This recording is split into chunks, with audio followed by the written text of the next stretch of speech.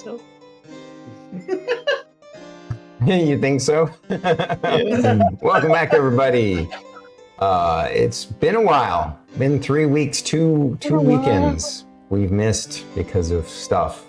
And we're sorry about that, but we're glad to be back. Last weekend I was super sick with the cold/flu, but fully recovered now. Don't even have any residual coughing, which is good.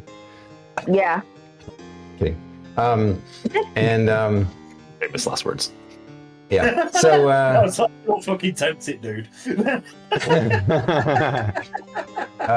I'm so happy to be back because we left off at a cliffhanger last time, and so we'll do the recap of that real quick. But before we do that, we got to do intros. Hi, I'm StormyD, your host and dungeon master, and these are my amazing players and friends for DragonMetal Saga.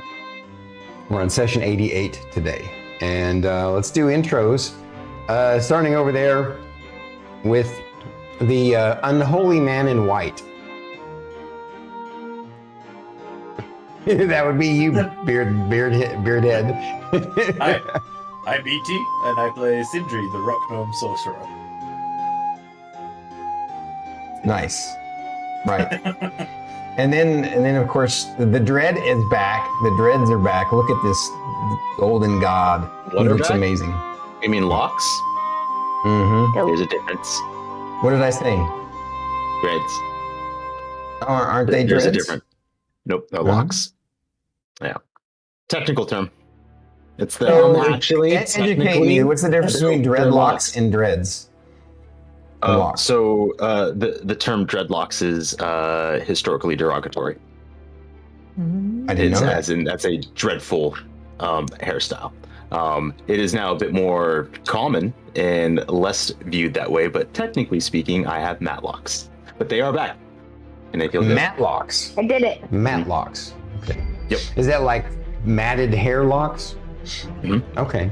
Because I Nifty. can't just twist it. I don't have the hair for that. So my style is technically matlocks. I am sad to find out that dread was a derogatory term. I always thought it just because Yeah, it sounded right. cool, you know? Because Yeah, it sounds absolutely. cool. No, and I'm with you 100%. 100%. But I will say, because I was concerned about getting more negative attention when I first started it, I went through the effort to educate myself on like that aspect, so that way when I do talk to other people, I show more respect, so people don't look at me like, oh, it's just that white boy that does this. And it's never been a problem. Never been a problem. I've had a couple of people go, you get it. And I was like, yes, I do. Glad you're not mad at me. Research was worth it. Yeah. But I try to adhere to that, just to, be like, truthful on what they are and be, informed. Right on. Thank you for clarifying for the rest of us. And now it's your turn. I'm extirpatefate, and I play Merrik, who is a spell-slinging wizard with his little bestest buddy Echo, who sometimes allows bad things to happen when I step away from my posts. I haven't forgotten, man. You haven't forgotten either. And his other bestest buddy, Sindri, down there. Right on. Speaking of bestest buddies, we see a lady cuddling a towel. So introduce yourself and your towel and your character. My towel has a beak. Mm-hmm. She's taking a nap and now she's mad I moved her. Hello! I'm Druid IRL and I play Thyra, daughter of Tyr, descendant of the Valkyrie, Gwen of Rune Night Fighter, and Oath of Justice Paladin, wielder of Raven's Edge, member of the Freelancers, diviner of Smite, slayer of demons, eater of meats, destroyer of cisterns, bunker of heads, demander of sandwiches, wearer of yoga pants, protector of the Grey Helm of Galadin the Brilliant, defeater of dragons, annihilator of emperor ghouls, bruiser of egos, earner of a holy avenger, spanker of sphinxes, gladiator champion, fitness influencer, robot tamer, and pervert shamer. Nice. Your camera keeps trying to autofocus for some reason. Just, Mine. her camera, and not Fate's camera. I have done nothing. I have not changed anything. The only thing I can think of is cleaning off the lens. Just like it might be some dust particles that are causing it. Yeah. Maybe or a slight zoom might make a difference. Like because there's so much stuff going on in the background, it's getting confused as to what's the actual human face. So if there is a mimic over there. Any rate. All right. So nice. That's everybody over there, right? Your turn. Hi everybody, I am itsStarKitty, and I play Shae, Great Elf Ranger, Drake Warden Ranger with a dragon named Milo, writer of journals, asker of questions, baker of bread, and that's it. Very good. Welcome back, guys. So, I won't say last week because it was literally 3 weeks ago, 2 weekends ago. But last time on DragonMetal Saga, we the adventurers were basically had been enjoying some downtime, but actually getting to the point where they had too much downtime. They're getting antsy.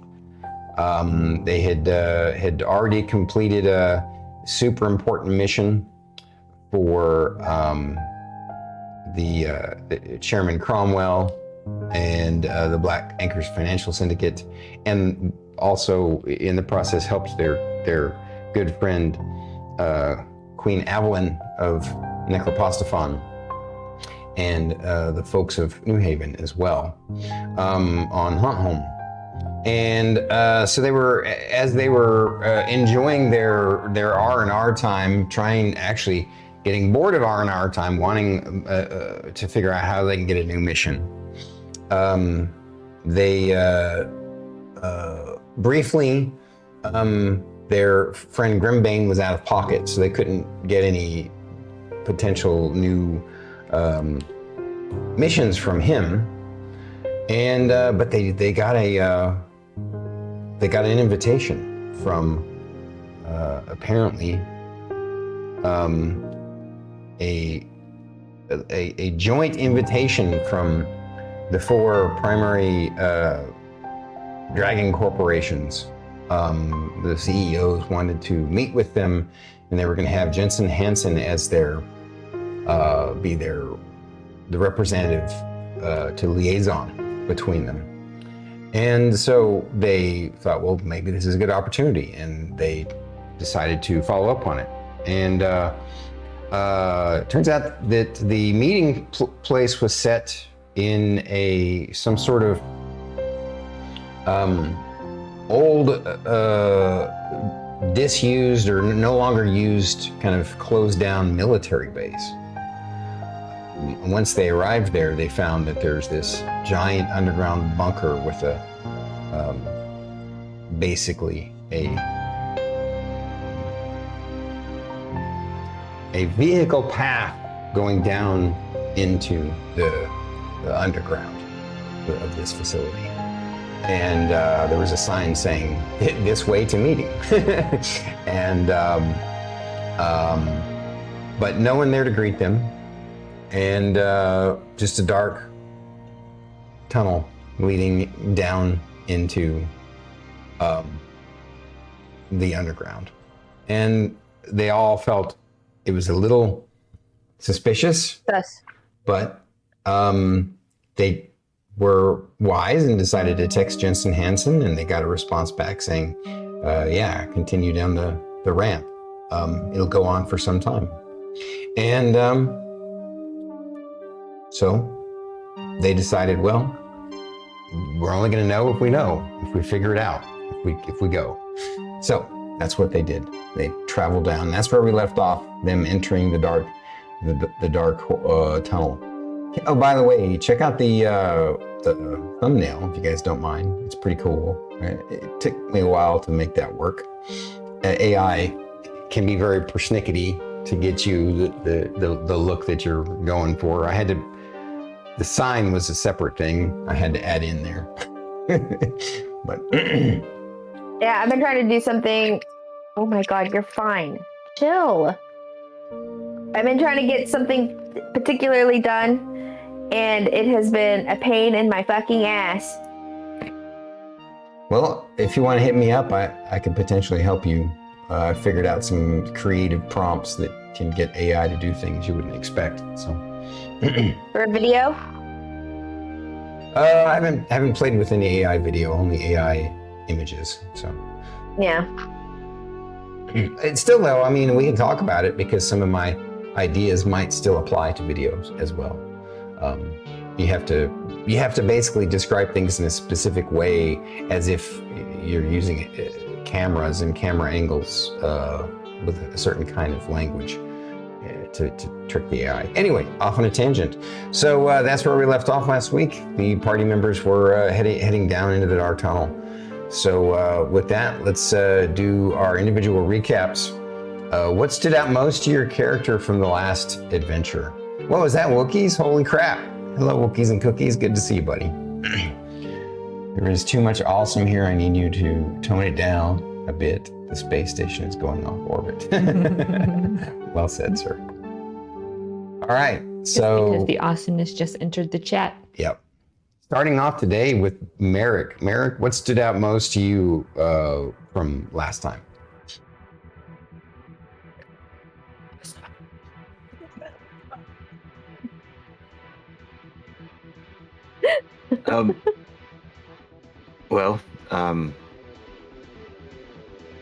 I am arguably tired of all this cloak and dagger. That's... They have a lot of faith in us, but haven't given us any reason to have faith in them, really. Well, into the maw, I guess. Don't worry, Shae. We'll win. Juliet. Okay. Right on. Next then, looks like it's Sindri.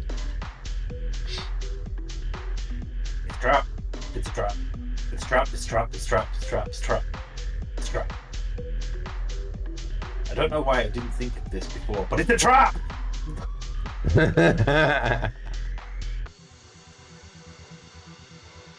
I've seen cartoons written better than this.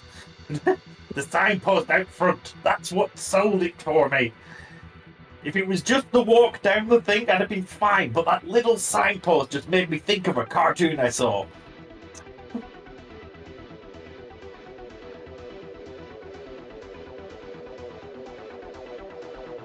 I hope it's not all the dragons that attack us. That's it.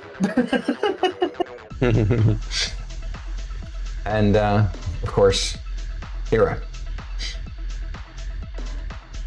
If this is a trap, I'm fairly certain the 4 of us would be able to, 5 of us with Milo, 6 of us with Raven's Edge. I'm pretty sure we'd be able to take down. I'm pretty sure that we would be able to take down 2 and injure a 3rd dragon. The 4th one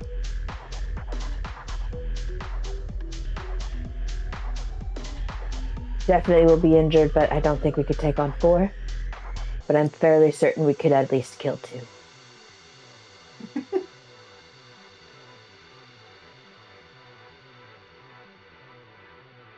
If it is a trap. Anything else? I remember. Dear Journal, it's me, Shae. Would you like to keep going? I did. Dear Journal, it's me, Shae. Peace talks are done and we have finished the mission.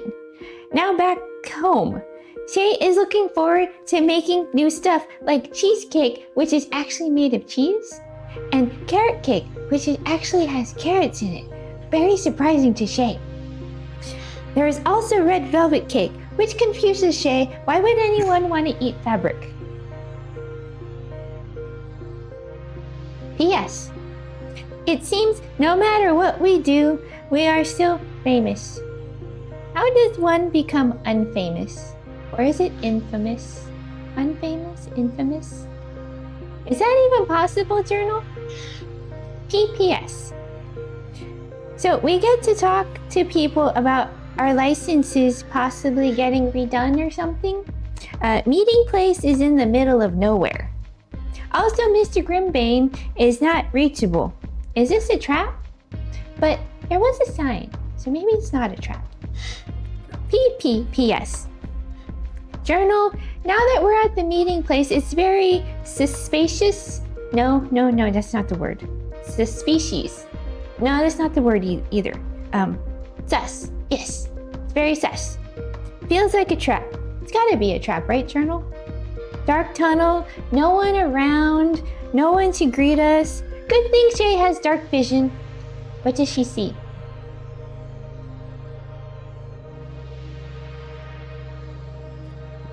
Very good. All of us are suspicious.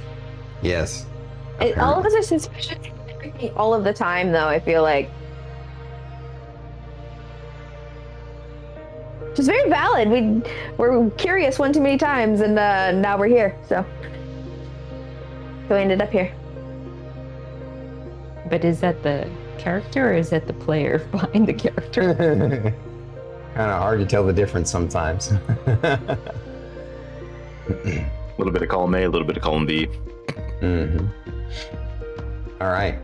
So, welcome back once again, everybody. We're going to jump into the story for our players and enjoy the show. All right. You guys head into the open maw of the massive underground bunker, and you realize that as large as this opening is, both width and height, that it's designed to basically house military vehicles. Like you could actually, it's wide enough that multiple military vehicles could go down like different lanes, right? And you also notice that as you go in, you step into the beginning part of it. It's just dark and it's going down at an angle. And it goes down beyond her 120-foot darkness. But you all do see that roughly every 100 feet there is kind of a glowing red light on each side on the upper corners. And Merrik notices that it does have a magical hue to it. The metal of the tunnel appears to be some sort of hybrid, as far as you can tell. And from stepping across the threshold, you find that the door is likely 3 feet thick of some sort of magisteel of some kind. Some sort of, when I say magisteel, I'm talking like DragonMetal type mixture. And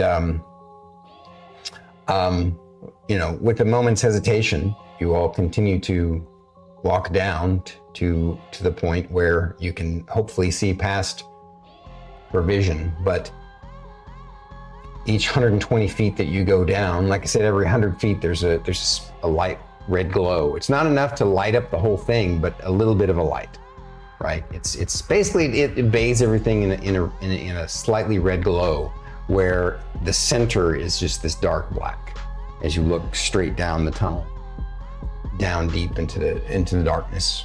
The magic hue, Merrik, it seems familiar to you, but you're not quite sure. You can't quite place the pattern of it. Because you see lots of patterns, lots of different kinds of magical patterns with your eye, and you only had it for basically half a year now. And so you're still getting used to being able to differentiate one thing from another. but it could very well just be the kind of magic that you've seen before for surveillance, magical surveillance devices. So you continue your downward ascent or descent, as it were. Downward ascent. That's backwards. You continue your descent into the shadows, and you walk for quite some time. In fact, it's starting to get to a point where you've walked long enough that you look back, and it's just as dark from the back as it is from the front, going upwards. So you've basically, you can tell you've gone at least several football fields. Eventually, you also notice, as you continue down, that every football field of length, every 300 feet, there is a new threshold for a secondary door to come down. Like they have successive doors to potentially come down. You also notice that there is a basic kind of magic control panel at these junctions, and you keep moving down, and it's of course, because you've gone down underground, it's a lot cooler here than it was where you came from. Hey, Double O. Hey, B-Boggin. Big stormy hug to you guys. So you find yourselves just continuing the descent down into the darkness of the tunnel. Passing every 300 feet, passing over these. You basically have gone half a click now. And you find that on one of the doors, there is a big, or not on the door because the doors are open, but like near one of the doors on the wall is a big round plaque that says layer 1 and then layer 2 just beyond it. And you get the sense that it's like sections of this tunnel. And eventually, we're talking walking for a good 20 minutes, which means that, at the average pace, you guys have basically walked about a mile. And so you've walked a mile down into this dark tunnel. Of course, that point that you think to yourself, man, this is like the halfway point. So this is like the point of no return kind of thing, right? And but I'm assuming you continue onward. And as you continue downward, you basically go what's effectively another click, basically another mile, another 15 to 20 minutes of walking down this dark tunnel. And you can definitely see now, as you get closer towards the end, especially when you get even more than her dark vision because of the way light works.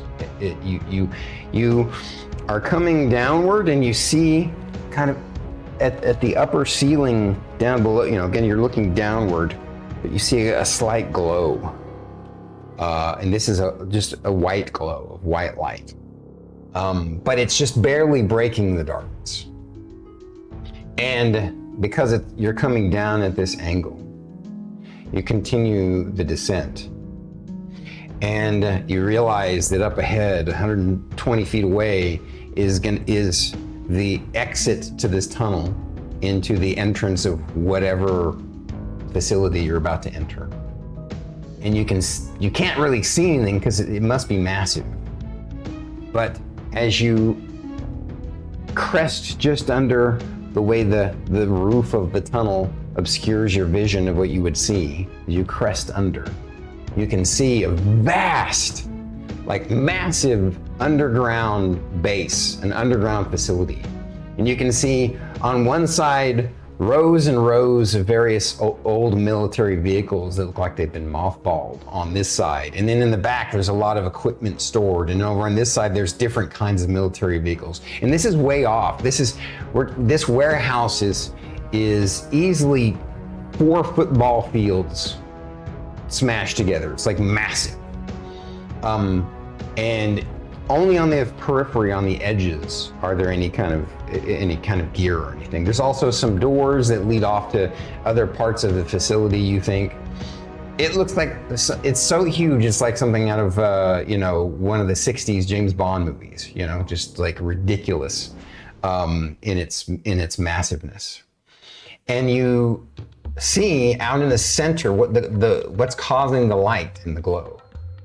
And you see in the center of the room, basically as you come down the tunnel, it's slightly to the left, because basically the tunnel kind of comes in at the right edge of this giant warehouse chamber.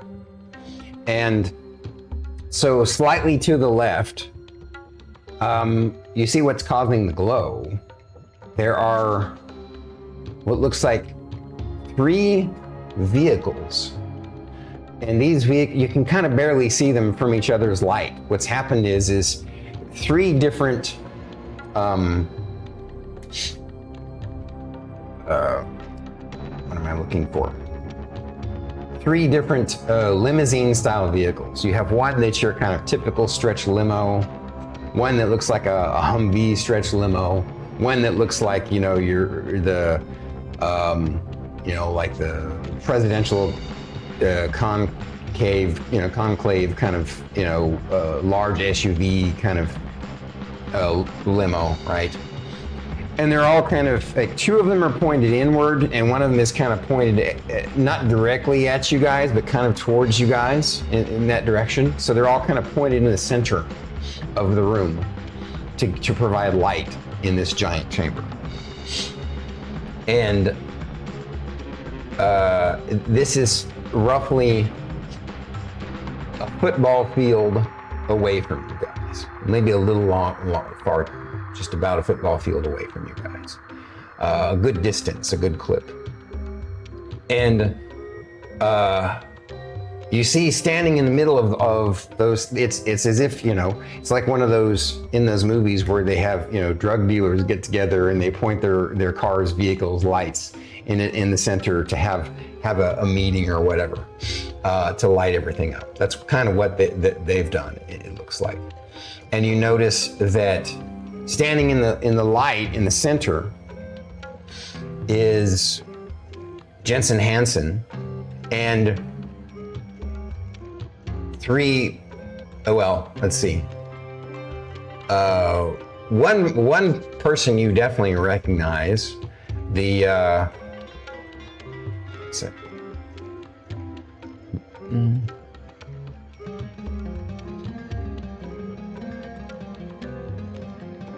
Here we go. You recognize, because you've met before, and that's Mr. Marburg. Mr. Marburg is there, but you also notice, out of curiosity, I think, which of the you've met the green and the white. Have you also met the black before? No, I don't think so. I think we've only met the green and the white. You guys have seen pictures of them anyway. And but what you see, basically 3 of the 4 Dragon CEOs are here at this meeting in person. And one of them is Mr. Marburg. And one is from the green, or from the Furutsu conglomerate. That's Mr. Marburg, the one that you guys know and have met. The one that's noticeably missing of the 4 is one of the other ones you've met, which is the white. Ibozalak is not there. And Ibozalak is the one that You saved the girl. saved the girl. But the Hyper dragon. That was right?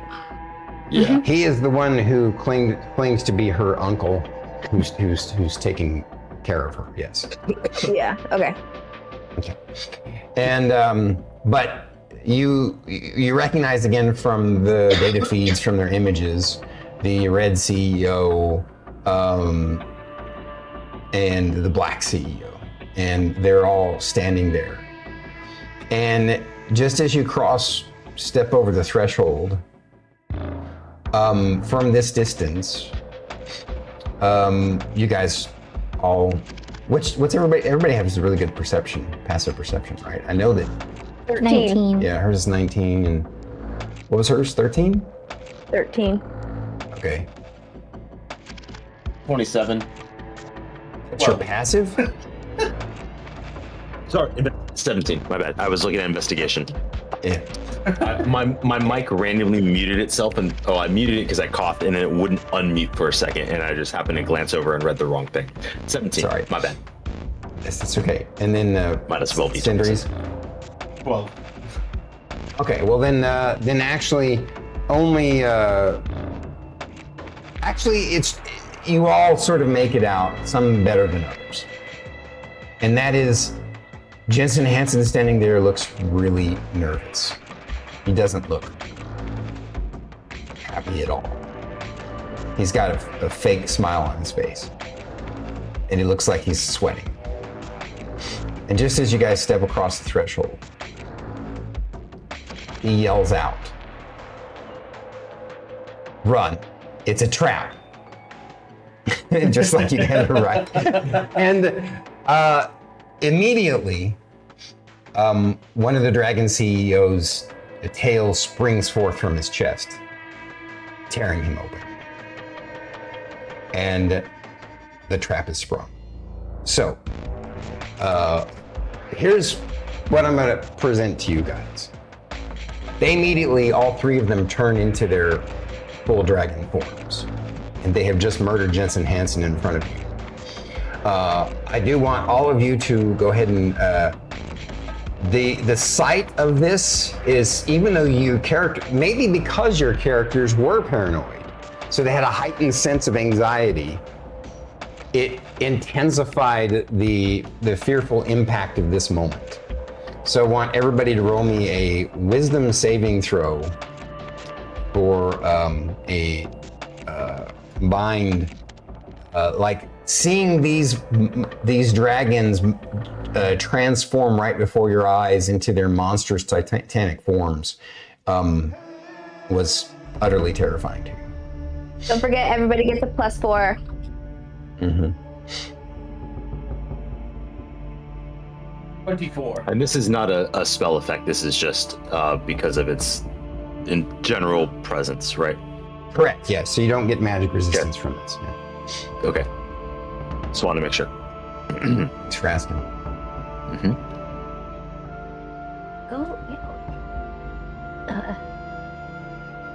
Go. So, Sindri said he got a 17? 24. 24. I also got a 24. Here I got 24.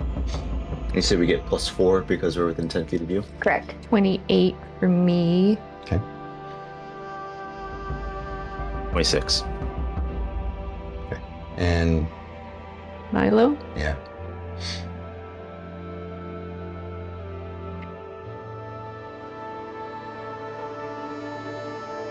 $15. You all fail, not because basically dragons have their frightful presence, but with the three of them together, it's created sort of a multiplicative effect. So the DC was much higher. You all are immediately just terrified of what you've seen before you and realize, oh crap, we're in deep, deep shit. And what? How far away are they? They're about a football field away. The bottom line is that all of your instincts are telling you these are great worms. We have no shot of beating three of them together all at once. Even if you thought you could, they're not just dragons, they are great worms. Three of them together is not something that we can defeat. This will be our doom here. This will be our grave if we stay. So I'd like to. I'm gonna leave it up to you guys. I have this interesting kind of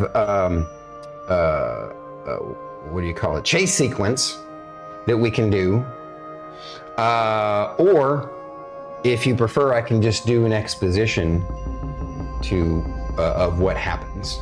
I totally get where if you want to do the chase sequence so you can actually try and make some choices and build the excitement and the anxiety, we can do that. Or if you guys would prefer me to just exposition what happens next, like a cutscene, I can do it. What do you all prefer? I say let's roll some dice. Okay. He wants to give it a shot. Yeah. I just assumed that Merrik was just gonna be like, all right, teleport. Oh no, I mean, don't get me wrong, but give me a second before I say anything. Okay, so he votes for a chase sequence. How about Druid? What do you vote for? I'm down for a chase sequence. Crunch. C-Crunch. BT? I'm with whatever. I'm not bothered which way it goes. I'm happy for either. I'm like BT, same. Either one works for me. Okay. So we're gonna roll initiative, not because it's combat, but so we can figure out the order of things. And Not 20. I'm just gonna have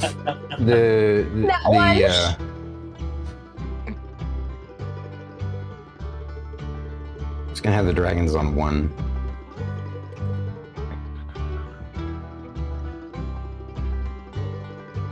Okay. So, Thyra, what'd you have? 4. Okay. Shae. 13. Merrik. 15.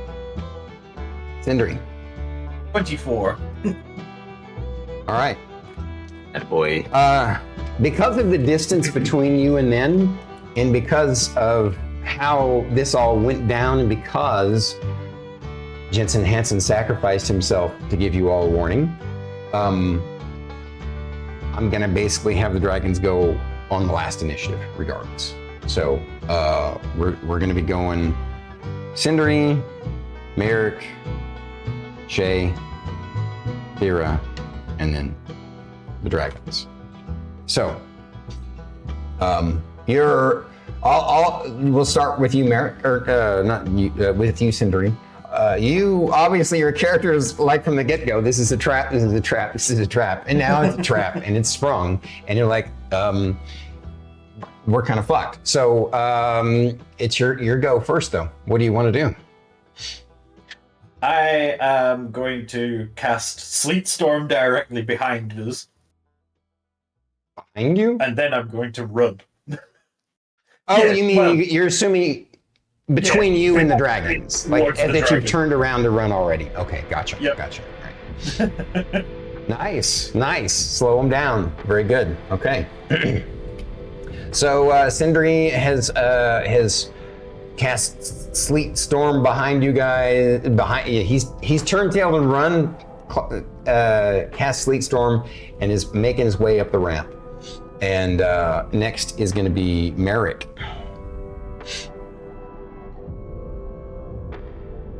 Merrik, Yeah. it dawns on you now, a little bit late, way too late. That pattern that you thought you recognized. I was just gonna say, can I make an Arcana check to see if this type of magic wants to prevent teleportation? Because that was a fate shot, and that's where I was like, I don't want to say anything currently because I felt that would be too meta. So I was, no, I appreciate you. I'm going to say that it just for dramatic effect, I could have just had you make an attempt to do something, and then you would know. But instead, I'm going to say that your character is smart enough that it dawns on him finally the pattern that he recognized, and that is that it's the same kind of device. Each one of those embedded throughout the what do you call it? Basically embedded throughout the corners of the ceiling. The track lights. They're like track lights, but embedded in them throughout them all is the same kind of device you guys encountered in the vault.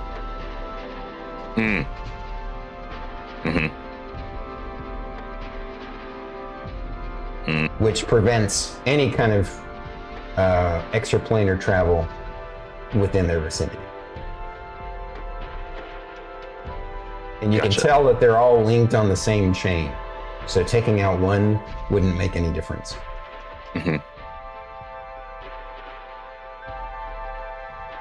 Okay. I will say.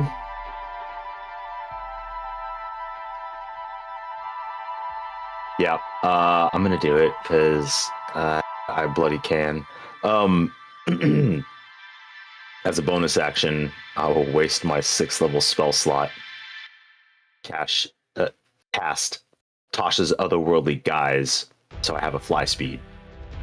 Okay, good. And higher AC. And then I'm going to echo out the sentiment, run, and then I'm just gonna. I'm not gonna dash. For my action, I'm just going to maintain pace with the group at the moment. So I'm just going to use my movement. I'm going to follow BT or Sindri. Right. Gotcha. Okay. All right. So you and Sindri are keeping pace after. Yep. Very good. All right. Next is Shae. Milo has already transformed and is has picked you up by your like he's got you in his mouth, picked you up by your cloak, and is like, we're going. Okay. Shae's is in Milo's clutches. So she's just You can like, give him a tap to have him throw you on his back if you want. okay. Shae does. He does. He She's flips like- you up on his back.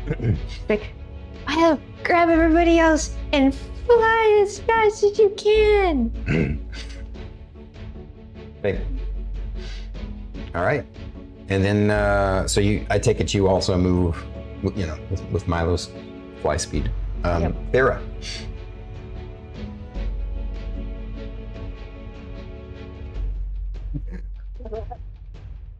Don't laugh. The bird. So, I just need you. So, like, Hanson was like flanked by these dragons, right? Yeah. And his body's down there.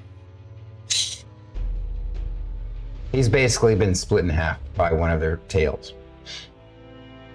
You think So it was? Thyra's gonna die this round.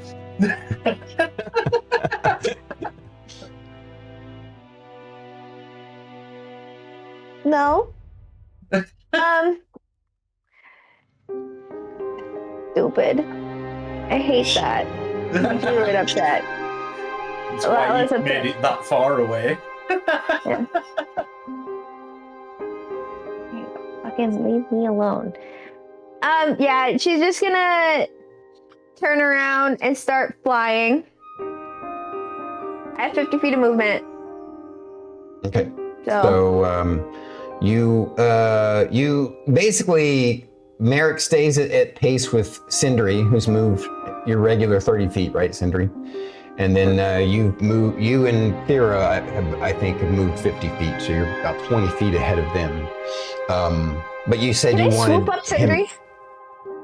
I was gonna say that she had asked Milo to do that, but and so he actually did. He had already reached down and swooped up. I can fly and grabbed faster than Sindri, a too. lot of us. At least for now, they all know that you can fly when you want to, so it'll be, yeah. Now, I guess you didn't say that you could have also just immediately dropped wings and started flying. Is that where your intent was, or you just were running? You were too caught up in the moment to think about that and started running, or does it take a bonus action to open your wings, Sindri? It takes a bonus action, but I literally I could have also used my bonus action to cast the spell, but I forgot about it. Okay, no worries. Well, you've been picked up by Milo. He's going to let you go when you transform your wings, obviously, because he knows that that's going to be your intent, probably. You all basically now have a fly speed of. Is everybody's fly speed the same? Milo flies at 80. Oh, okay. Thyra flies at Milo 50. flies faster than any of us. Yeah. Mine's just my normal walking speed. It never changes. Well, you guys are all 30 is flying my up, increase. and they basically blast through the sleet storm as if it weren't even there, and you basically see them like catching up on you guys fast behind you. And so you can like, I'm assuming that you guys dash upwards to try and gain some ground. And so as you do that, you see them, they have just, you guys basically make it a good, well, since Milo grabbed Sindri, we'll say that you're getting your wings out, Sindri, but he still got hold of you for now because he does move faster. So it's up to you if you want to get off of him and fly on your own if you need to. Nope. Yeah. And, I already know he's faster than me, so I'm like, yep, that's fine, as long as we're going the other way. Yeah. You guys basically make your way up the, double your, roughly 100 and something feet, in various stages. And they have just made it to, you can see their heads peeking out from underneath the entrance. Yeah, Merrik. I want to make sure that I am practically remembering how the vault worked. So all magic that utilizes any type of teleportation, so Misty Step as well, because it's not Correct. interdimensional, but Misty Step does not work as well. Misty Step does not work as well. Okay. Neither does etherealness, that kind of thing. Mm-hmm, mm-hmm, mm-hmm. Okay. I just want to make sure, because I was like, oh man, that'd be kind of cool, kind of movement, dash, or like, yeah, movement, dash, quick and spell, like Misty Step, kind of like, and like do that snapping. And I was like, wait, I don't think I could do that in the vault. Not like I could have had the room for it, but I know exactly what I'm doing on my next turn. yeah. Okay, cool. That's all. All right, so they've had their turn, and we're back to the top of the round. You guys have made it, not quite to the first. Remember how I told you every 300 feet there's a one of the doors. There's a new door. You've made it to that on this next round. So Sindri, you've made it to the first door. There were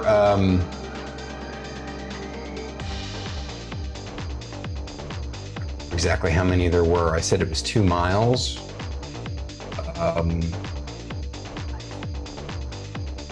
Trying to remember how long a mile is. Is it 2650? That's a lot. That's a lot of doors. Let's say on the way down here, it was probably like, I don't know, we'll say off the top of my head, 24 doors. And two main click sections. You're not even close to the halfway point. Right? You're just barely up there. All right, so Sindri, what are you doing? It's your turn.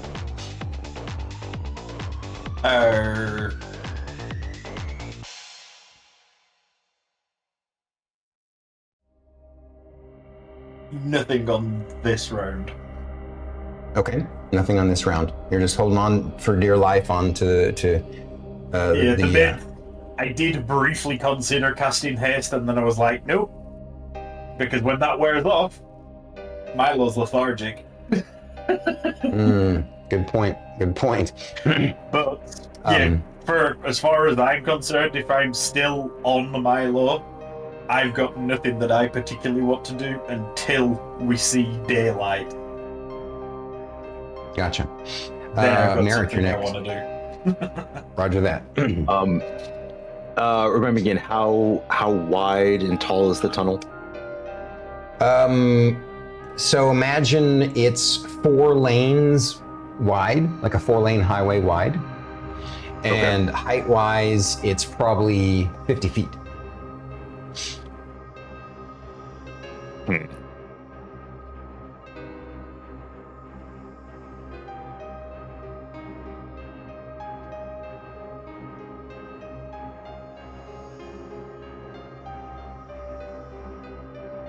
And we're approaching one of the doors, right? That will either like pop down. Yeah, you have reached the very first of like 24 doors with panels.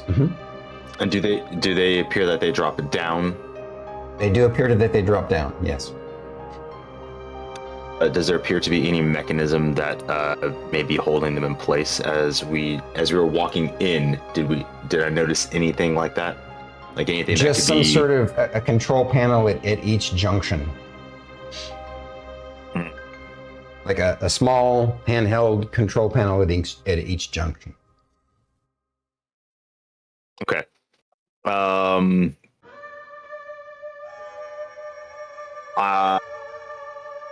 Okay. By the way, to be clear, you had enough time to look at them as you were going down. They aren't complicated. They don't have combinations or anything like that. They're just a push to close or push to open control panel. There's one on each side of each door, and they're all on would be your character's left. When you came down the tunnel, they'd be on your right. As you're leaving now, it's on your left. Hit that button. Pull the lever, crook. All right. Well, I'm just gonna maintain keeping pace because I have to movement and then. Oh no, I can't do that. Okay, so I'm gonna keep pace. I'm gonna use my movement and my action to dash to keep pace with Milo. Okay. Do you want to keep pace with Milo, or do you want to? He's big enough, remember, that you all have flown on him. If you want to get onto him and drop yourself on him, you can without it using up any actions. Not yet. Okay. Yeah. Okay. And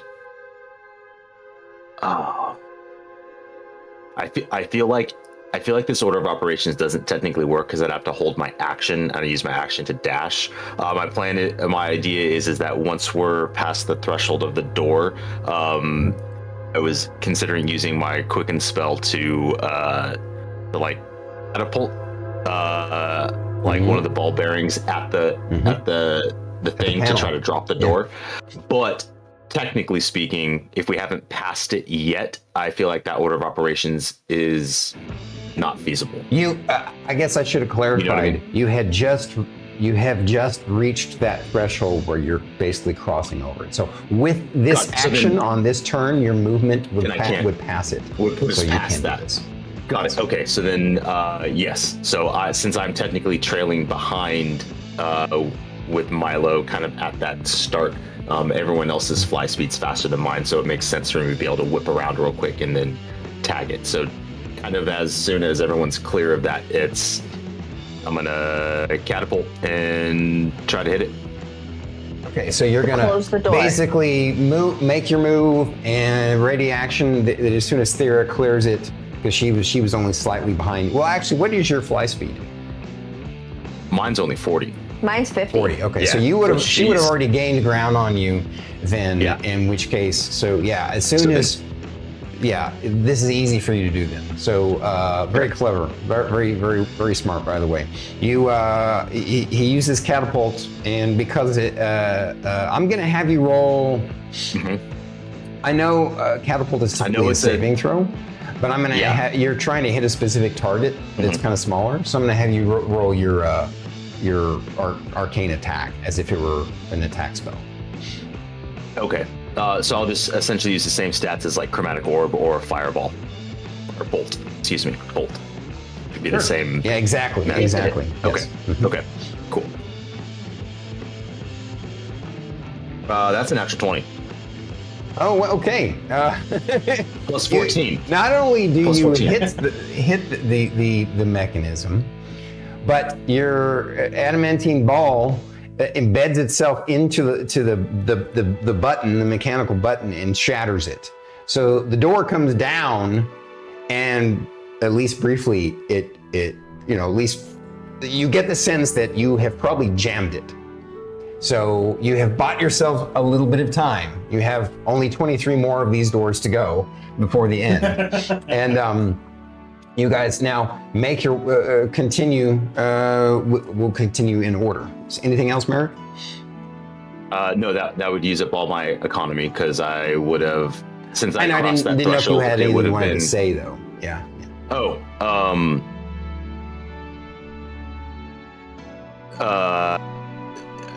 no, everyone through Raven's Edge just hears Merrik spouting the most obscene obscenities because he is furious. It's just like a muttering stream. It's not loud in your ears, but he's just like, yeah. He Gotcha. Just like someone grumbling to himself, and it's just, yeah. Shae, it's your turn. Keep going, Milo. Okay. He is not trying to keep pace. Like he's just like he's scared for you and for anybody who happens to be on his back, and he figures that if somebody wants to get on his back to fly faster, they will, and so he's just going full speed ahead. And so he actually makes it to the next door very quickly. And now and of course that means that Sindri's with him. Thyra. Fucking chugging along. Are you gonna stay put, or are you gonna try and grab Merrik just to give him some extra speed?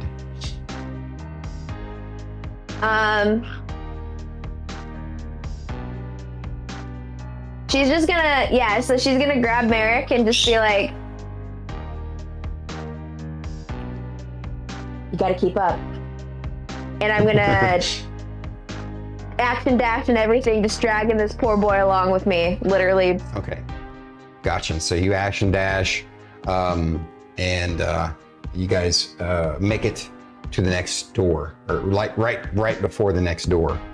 And just as you make it to the next door, you hear the dragons tearing through that steel door as if it were like paper. I mean,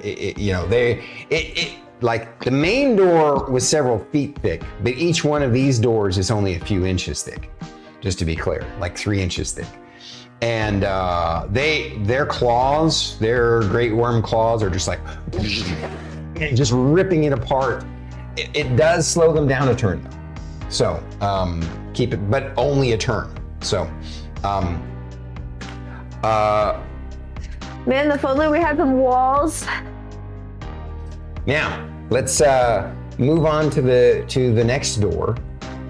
You've moved past the next door. Are you trying to gain ground on, like, what's the plan next? Like, we'll go back into order, which is Sindri. Sindri, you got anything you want to do? How far away are the dragons from where I am currently? They're probably still about a football field away at this point. But they have not completely gotten through that door. They have not completely gotten through that door. Can you say it in units of T? Yeah. Can we say it in units that my spells understand? Well, isn't your spells in feet? Didn't I say 300 Yes. feet? No, you said football. I said a football field. So our football field is 300 feet. It's 360. Oh, is it 360? I'm assuming From end line to end line. Okay. Too far. I'm assuming the it's thing 300 that I feet. want to do this just yet. Gotcha. So you're still hanging on for dear life. All right. And then that leaves Merrik. I'm gonna. Right, 120 meters. How's that, BT? But my spells don't understand that still. That's true. 300 feet makes sense in spells. Yeah. I'm gonna for this round, I'm gonna do what I can to keep pace with Thyra. Oh, Thyra's holding you, dragging me right now. Okay. You are being... I am keeping pace with Thyra. Okay. All right. So I gotcha. All right. So next then is going to be Shae and Milo. Go, go, go, Milo. So out of curiosity, Merrik, you didn't want to try and hit another panel? My understanding is that we were just in front of that one. Sorry, Across the threshold. I guess I want to make it clear. When I tell you you get to each junction, it means you're just passing the threshold. So. Got it. Then, you know what? Yeah, fuck it. Why not? I only got one more of those anyway. So. Are you using your adamantine balls? No, I only have one more use of Quicken Spell. Because it costs 2 sorcery points and I only have 5. Yeah, because that's the only way I can do it to maintain being on pace with Thyra.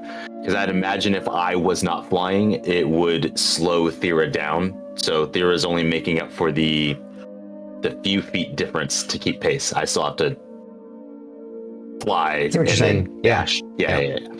So yeah, I'll do it again. Okay. That's a 17 on the die plus 14.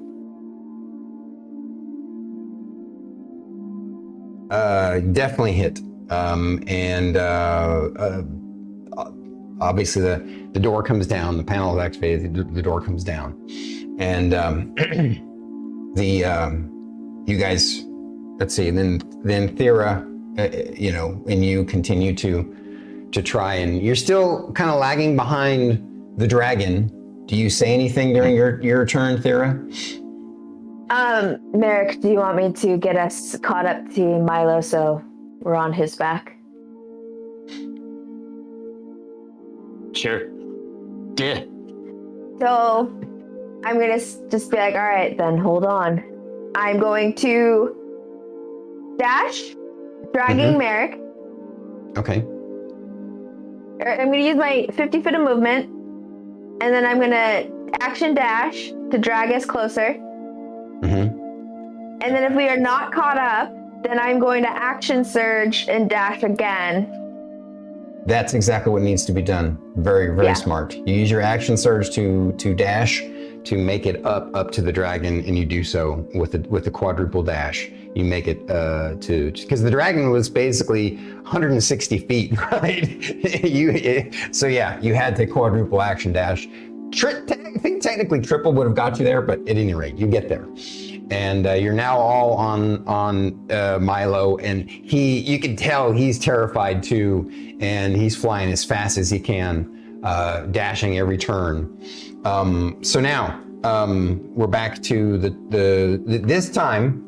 You guys, as you get to the next tier, you hear behind you some draconic yelling. Even though you may know draconic, it was as if they were cursing. So like you don't really understand what they were saying. And you instead you hear someone instead of them tearing through the door, they try pushing the button because this one wasn't destroyed. And the doors by the way, these doors don't come out instantly. They come down like pretty quick. Like they go, right? They also go up the same speed. So now they're having to pry under the doors because they're so impatient to get to you guys. And so it's kind of terrifying. You look behind you as you're flying, and they're they're ripping the doors from underneath to keep going, to catch up with you guys. These 3 great worms are angry, and they want your blood. And you continue. We'll say that you continue this process multiple times. Now, is there any other kind of ways that you guys want to? Actually, I'll say this: while you're during the next phase, the next door, Raven's Edge notices what Merrik's been doing, and is like, in everybody's head, allow me to handle the buttons from now. And he immediately he says, would that be all right, Thyra? Okay. As long as you make it back to my hand. He basically now, so you guys don't have to keep using resources, he basically flies out of her scabbard and flies over and hits the button with his pommel, and then basically just sort of suddenly transports back to her. And so using the returning effect that he has built into him. So now, instead of having to use your resources to hit those buttons and slow them down, you've gotten to where you're now a couple of turns ahead of them. And now with the help of Raven's Edge hitting the buttons, you keep increasing that time. But you no matter what you do, as you make it to finally make it to the halfway point, no matter what you do, you can't seem to get farther than 4 turns ahead of them, at best. Yes. So now that I'm on the back of Milo, as we're doing this, after the halfway point, I would like to pull out my my book of scrolls, and I'm going to intermittently cast 3 scrolls of grease because they're non-concentration, and they're just going to be just I don't know. Will it help? Probably not, but it'll be funny if one of them steps on it.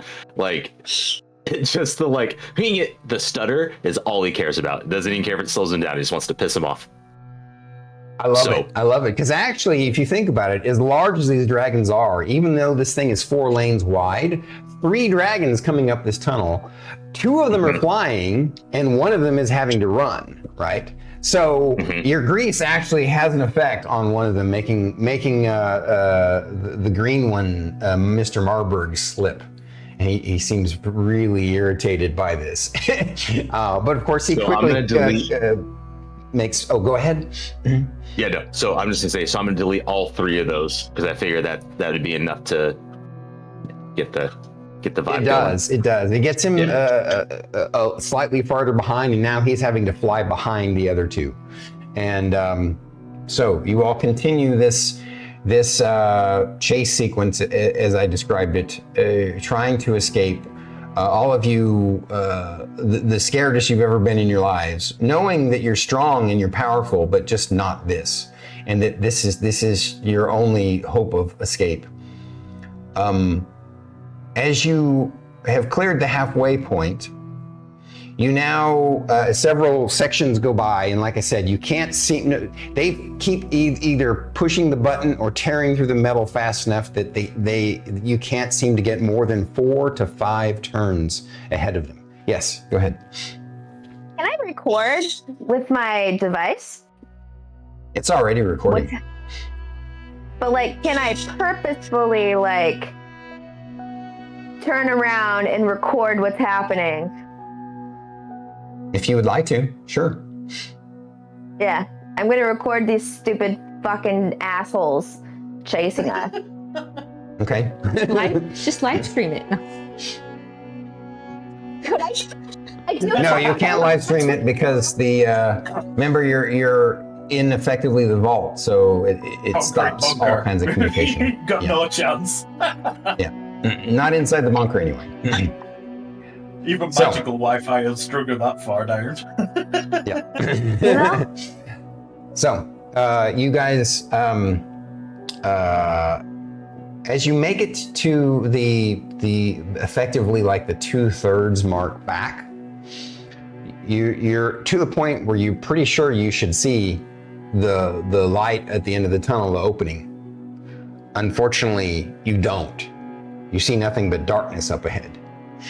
And I'll basically just get to the exposition, the rest of this. You guys, as you're making your way, doing whatever you can to stay ahead of them and get away from them, you are closing every door behind you, and you think you've gotten to about 5 turns ahead of them. Of course, you still hear them tearing through the metal as if it were paper, and you're now at the last edge of it, and you realize, yes, that 3-foot door has been shut and closed, and you have closed the other door 300 feet behind you, and so now you have this final gap. And as you scramble to think of anything that you can do, is there anything? We'll do one more sequence of everybody in order trying something before I describe what happens next. So, Sindri, I'm sorry you didn't get to see the daylight, but you're at the spot where there should be daylight.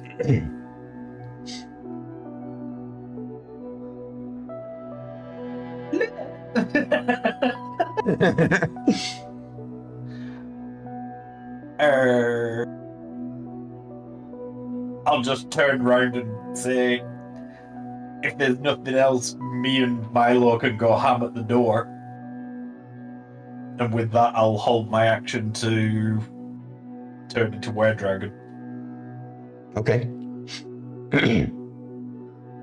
Hold your action to turn into Were-Dragon if what? If someone tells me to go ahead with that plan. Okay. Next is Merrik. Yeah, that door is about to get hit with the 8th level disintegrate to destroy 40. Was it 40 cubic feet? No, 10 cubic feet portion of an object. So I'm gonna blast a hole right through it. And if it's not large enough, then that'll be the cue for me to tell Sindri and Milo to go widen that hole. That's a weird sentence to say. I don't like it. So he does that. Yep. He blasts the giant, thick Magisteel door, and thinking we've got this, we can do this, and it blasts through several inches, and then it stops on some sort of some sort of central layer of metamagic metal that basically stops the disintegration cold, as if this thing has been, fortified to defend against a magical attack like this. And you're like, oh, shit, that's all I got. And then you tell Sindri. Sindri, Milo, got a weak point. And just as they're gonna try and do that, well, first, so that's then to Shae. Shae's like, Milo, you heard him. Okay, so Milo's trying to get through, and Sindri's goes into dragon form, and you're both trying to tear through it, and you're having trouble. You're making scratches, you're making dents, you're making a difference, but it's going to be too late. You can feel it already. Thyra, anything else that you want to do? Can I try to lift up the gate? You can Is try. it like a lift up gate? I'm gonna bonus action giant smite. Okay. I'm gonna try to lift the gate. All right. Because So she I finds giant some handholds in the metal rivets to try and I get lift this thing. For like anything that requires strength like that, I get advantage. You do.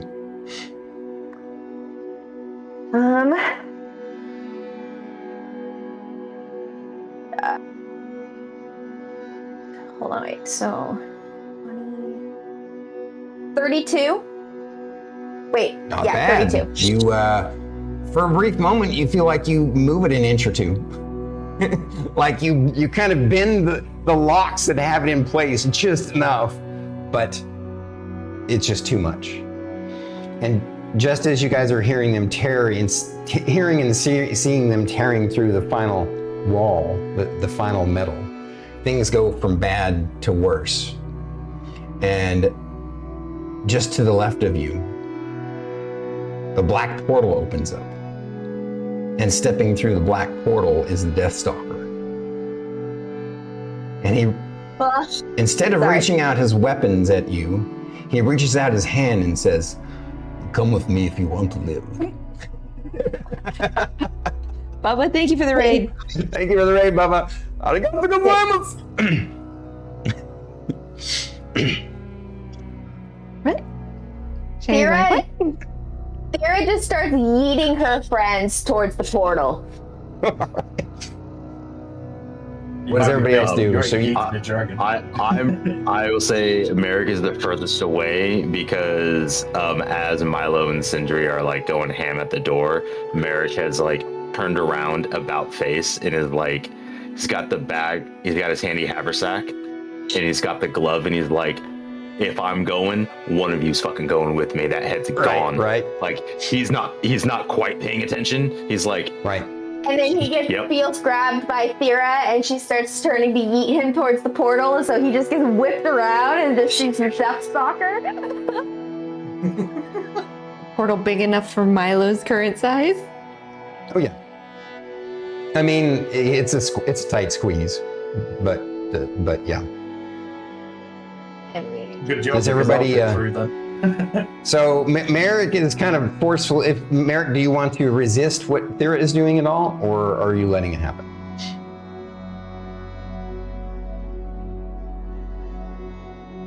odds are even. Even. Even. I go with Thyra. And what's Sindri doing? Sindri's going for it. He's gonna wait till last because he's in dragon form. So will potentially last a tiny bit longer having dragon scales, but figures he wants everyone else in first. Okay. All right. But Well, for the record, he absolutely wants to go through that fucking thing. Right.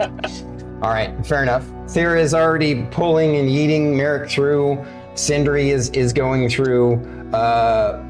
Milo has grabbed you and chunked you through. Milo ass chunks first. me through. She's like, And then Sindri and Milo are like arguing with each other on who's gonna go next. Milo's bigger. He's like, come on, with his wing. He's like giving you a nudge because he's, you know, If it's he like. did that, I'd go. Thyra reaches back out and just grabs whoever's closest and starts pulling them in. All right. I just want to say, as Shae's going into the portal, reaching out to Milo, all I can think of is like Kingdom Hearts. They're like, the wave. Right on. All right. So Sorry, you guys make your way through the portal, and as you guys see the dragon CEOs moving towards it with enraged looks on their faces, it closes. And you all are standing in what seems like a giant black emptiness, like a black void. Shae is looking for Milo. And you guys, there's of course her, we'll say that,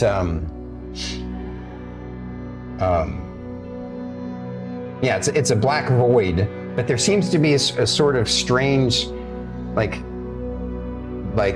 luminescence that's lighting everybody up. And the Deathstalker is standing there, and he looks at you all, and he just turns and says, "Follow me." And he starts to walk into the darkness. And you all kind of follow along behind him. And you notice that, and Sindri notices, because he's in draconic form too, you occasionally bump into a wall. So it's not a black void, it's more like a really dark tunnel. It's strange that you guys seem lit up, as if there's a light that's lighting you up, but not lighting up the surroundings enough to actually see. It's a weird because kind it's of made effect. of Vanta Black. That's why. Exactly. I do my detect good and evil. Your detect good and evil doesn't detect either good or evil. Neutral. Got it. And you continue following this once hated foe, and definitely at one time was more terrifying than the dragons, but what you just experienced was the scariest thing your character have ever experienced. And after about just a few minutes of walking, up ahead in the distance, in the starkness of the black, you see a wooden door, just like, it seems slightly lit up, just like the rest of you all are. It's just like a door in the black void. And he walks up to the door, and you all walk through the door and into a familiar study. And you find yourselves in the study that it's been a long time since you've been here, but you spent quite a bit of time here, especially Merrik. It's Abenaki's study. And sitting over by the fire in two comfy-looking leather chairs is Abenaki and Grimbane. And Grimbane stands up and he says, "Good, you got to them in time." And Abenaki says, "Yes, it's good that we got to them in time. I did not expect the dragons make these moves so quickly, but I knew that there was a 37% chance that they might, so I was prepared for this eventuality. Welcome back to my Demesne." You should have estimated higher, considering we have bucked against them since the beginning. Indeed, I shall have to make better calculations in the future. Come, I'm sure you all need refreshments. Let us to the conference table and sit. We have I hope much you're to ready discuss. to answer lots of questions. My DM, not so much because his voice is dry, but yes, I will answer many questions. Sorry, fourth wall break there. And then Thyra looks over at Grimbane with a, Grimbane's so do you?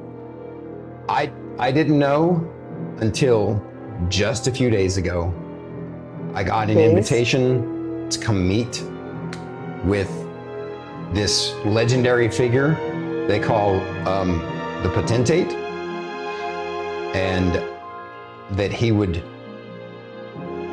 had your best interests at heart as well as mine and the rest of Progentica, and that I should hear him out. And so I've been here for several days.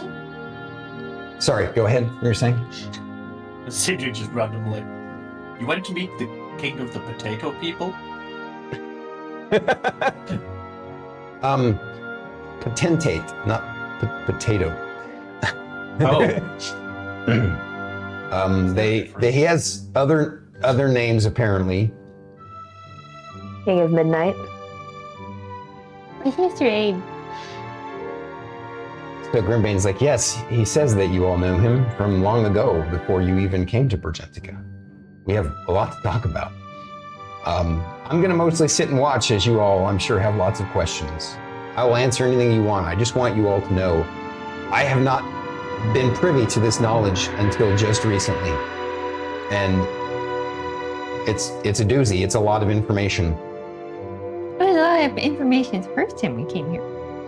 Can I turn and look at the butcher, not the butcher, Deathstalker. The Deathstalker? Yes. Now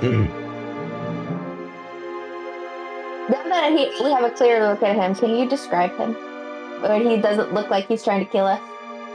No, he does not look like he's trying to kill you. His axe is on his back. I mean, like, can you describe him again more clearly now that he doesn't look like he's trying to kill us? Sure. What does his face look like? Well, if you want to, what does his face look like? Yeah. He was wearing that helmet. He's wearing a sort of a sort of executioner's mask, kind of a hood with horns on it, and his face underneath the shadow seems very. I mean, if you want to look at the image of that episode, it looks just like that. Is he about the same size as Connor? No, as a matter of fact, you also notice Connor has just walked into the room as well. He comes in from another door with some of the magical whatchamacallits, the invisible servants. The invisible the magical servants have come in, and they're like bringing you guys refreshments around the conference table, and kind Connor says, it's good to see you guys. Jay has lots of questions. Given everything we just went through just a moment ago, fuck all of you.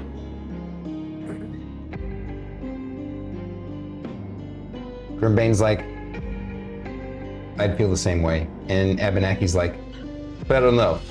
I understand.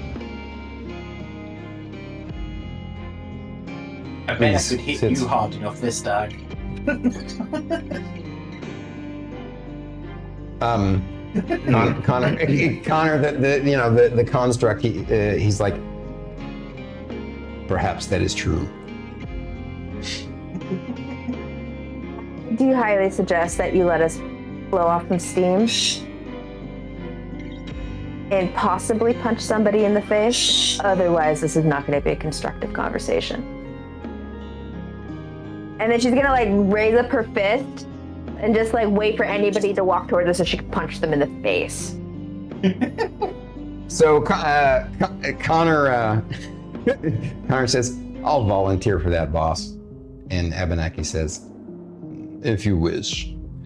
And he walks up to you and but you clong him. Yeah, of course it doesn't actually deck him. He doesn't, I mean, you hit him hard enough that like the head goes back some. That's bad. It was like hitting a mountain. Can I divine smite him with my fist? Yeah, I think if you want to. Set off some steam. Yeah. No, I won't. I just wanted to ask. Yeah, he goes, yep, I felt that one. He Did he says, look like he was I lying? honestly, you've come a long way since my training, and I wouldn't want to fight you all together now. I think you all would probably take me. With that, Sindri just falls back. Okay. Milo's still in full dragon form? Bouncing my head. No, he's back in kitty form, and he's kind of shaking. Okay. Well, Jay is holding him and just petting him. It's okay. It's okay. Okay. So I'm sure that you have many questions, and not the least of which is these associations. As Grimbane has indicated that I have reached out to him to facilitate changes that need to occur, not just on Pergentica, but across all the Barbary worlds as well.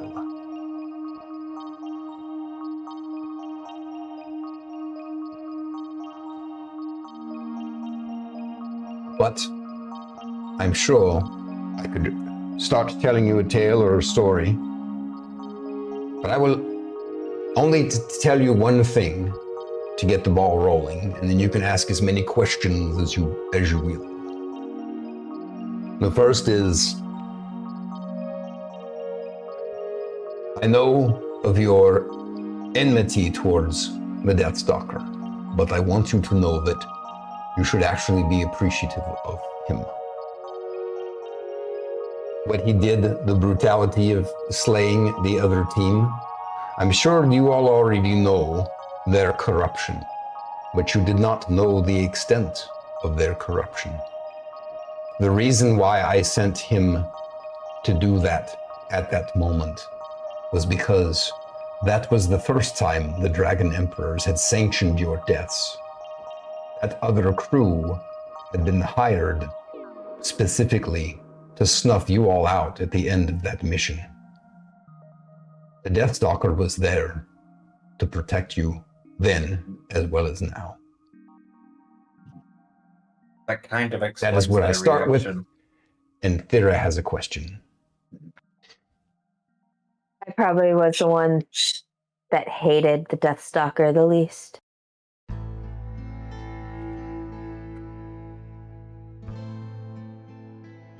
Merrik was the one that understand. hated him the most. understand. My methods can be brutal. It's quite annoying.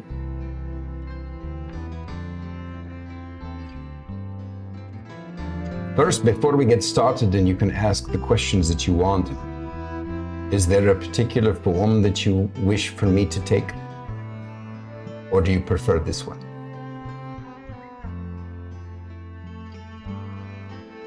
That's as vague.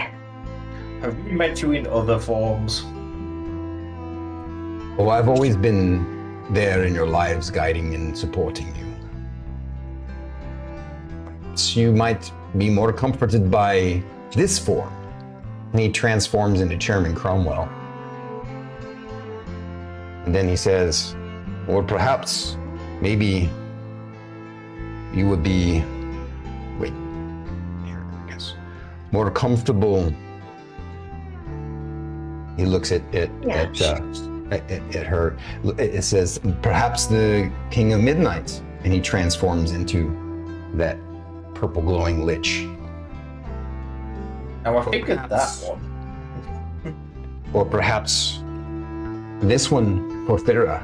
He transforms into Mimir, the great rune seer, standing there tall with his black skin. And he says, I promise I have no goop for you to drink this time, in the guy's voice. And he says, or perhaps, maybe you might be more comfortable with this one. And he transforms into Archmagus Merzen Wilt. And then he says, or finally, the simplest, the fake one. But I can't really transform into it. I can transform to show you, but it's not really what I was.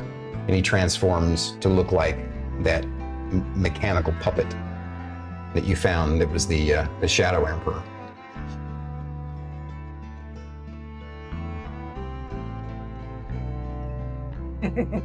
I imagine that. I look at everybody. I look at everybody and I go, I fucking told you.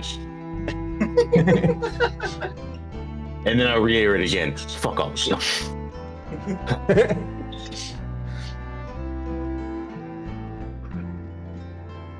It has a That's really, also really vindication big for fate, question. because that was really a fate theory that I allowed Merrik to have.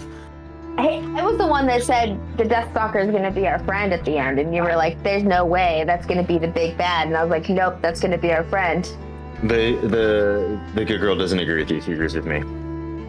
No, she is a daddy's girl. She has a really, really big question. Well, this is the second one. You already answered the first one with Mr. Super Meaner over here. But Shae's second question: why was there only 3 dragon emperors at that meeting?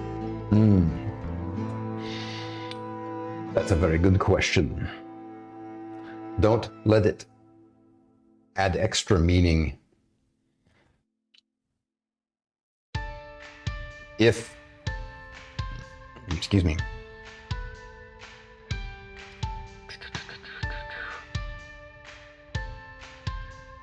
Hang on a second. Answer that question.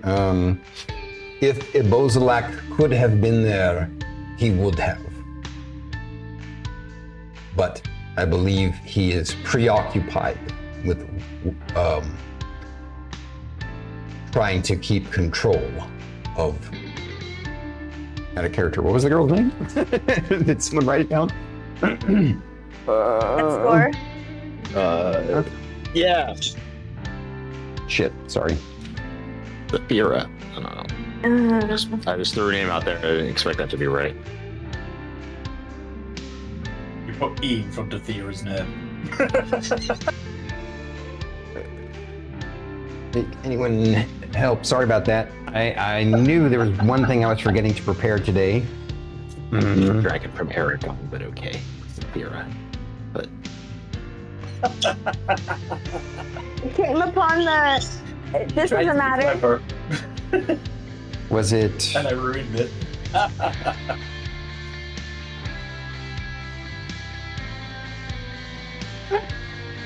Let's see if I can find the fight against the dragon.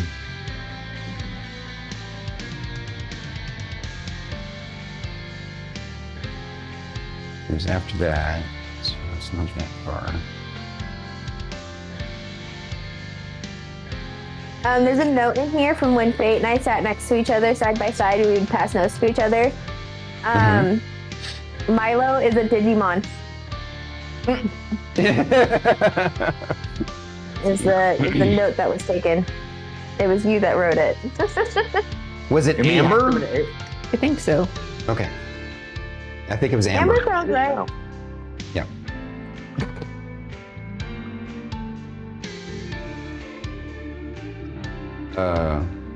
Yeah. So he says he is currently preoccupied keeping control of Amber, as opposed to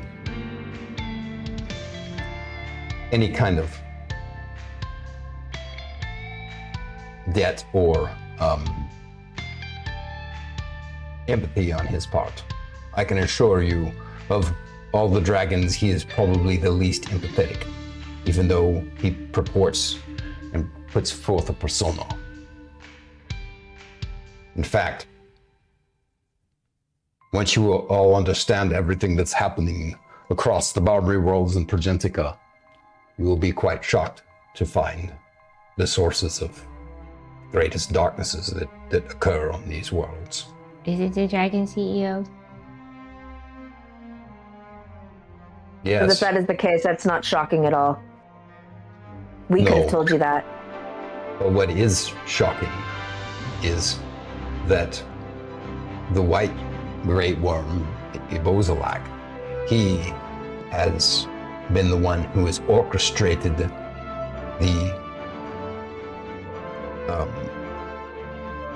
false war between your people and amongst your people on your world, Thyra. He is the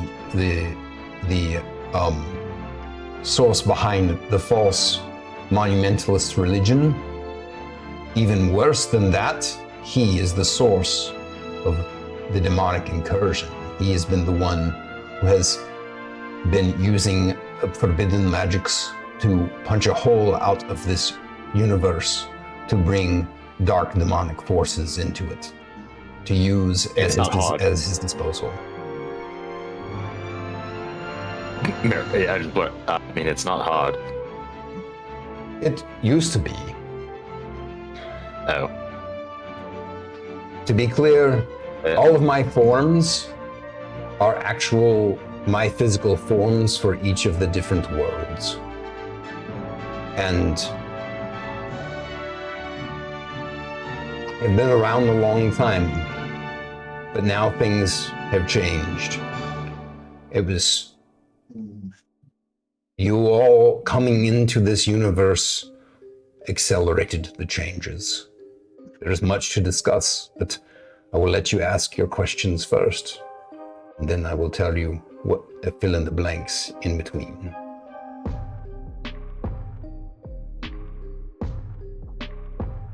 Pee. You have to pee. Okay. Oh, this is a good point. You guys want to take a quick break? You know what? We might as well take a break now before we. Yep. Yeah. All right.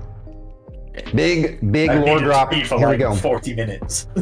Oh shit. Okay. All right. We're gonna take a quick break, folks, and we'll be back in just about 10 or 12 minutes. Over their picture on Discord. Oh, it's only over your own picture. You see it on. Oh, okay. Yeah. It's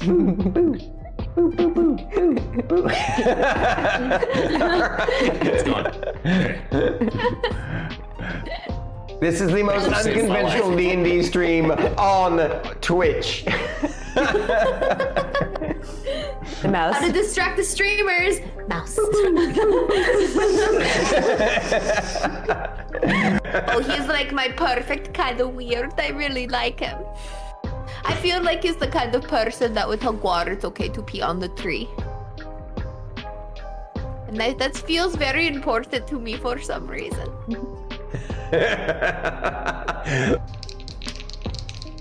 My hair is so heavy today.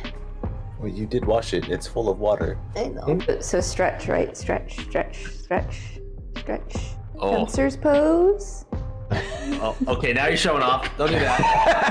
I can't touch my toes. That is, she can do standing mermaid on one side. Oh, standing mermaid? Let's see if I can do it in jeans. Okay. Foot into elbow. Connect the fingers. Quick save, quick. Okay, cool. It also sometimes does this sound, this random thing. It just happens from time to time. I think it has to do with some sort of decondensation or something. I don't know. It's really weird. But I swear to God, it sounds like an army of masturbating gnomes. Are you sure they're squirrels, Stormy? What? Are you sure they're not masturbating squirrels? No, I'm Like pretty on sure my they're. affiliate I'm stream? pretty sure they're gnomes. You know, just a. It does. It's just this sound. It's this weird sound. But you've proven time and again that your eccentricities are beneficial to not only yourselves, but to the guild and to the land in general. So. We are so special that he pulled out the dictionary for us.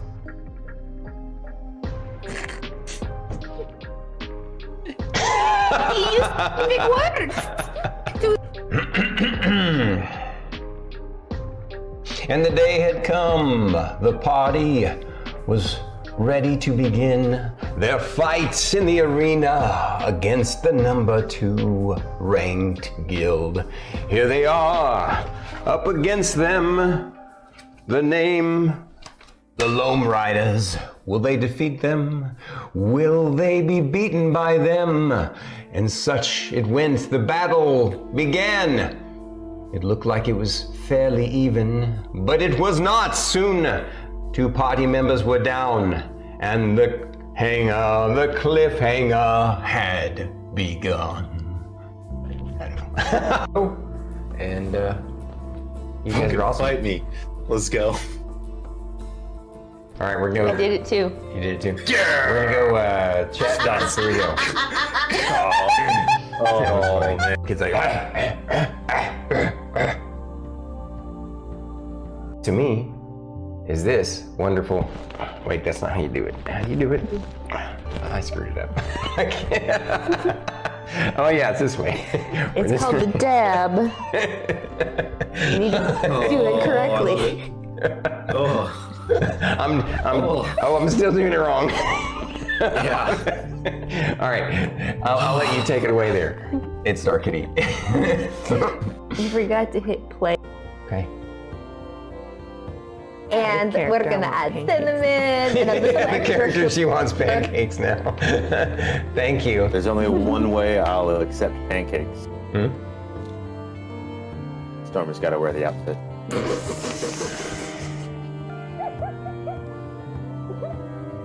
It's canon. It's the only way I think any one of us can enjoy them. Later. You soon. So, you guys find yourself that evening dabbing at the inn. No. You find That yourselves. is what Emmeline is doing. She's Yeah. dabbing from side to side on the stage. Oh, he's pretty cool. Okay. My chonkapillar. Chonkapillar's ass liked him. The butt.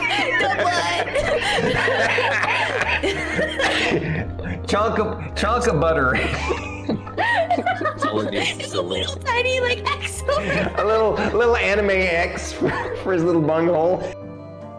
The ability to control those undead. Oh, that's right, because you did that before Bunky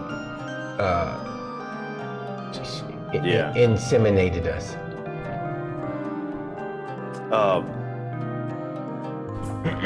Alright, and the Bob Ross moment has ended. Eating my butt. Freaking chair. And that deep-throated person over there, the one with the green hair. Just kidding. We were going down ha-ha. Oh, I didn't mean like that deep. I meant like deep sounding voice. Oops. Deep what? He's got a deep voice, guys. That's what I was trying to say. It's true. Yeah. Do you have a very deep voice? I know I do. It doesn't frustrate you because it's something you can focus your mind on and to help you. I'm going to use the P word, to help you process what you went through. Are you clipping it? Everyone, get some rest. We'll discuss this later, after I've had some time to think. It's And a lot process. to process. Everything. Got 3 good clips so far. I'm processing the rest. What a dick!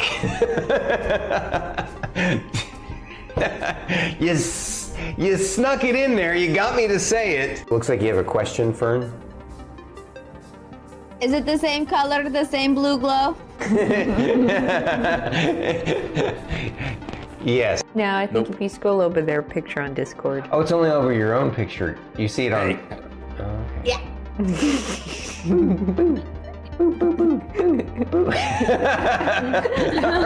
It's gone. Okay.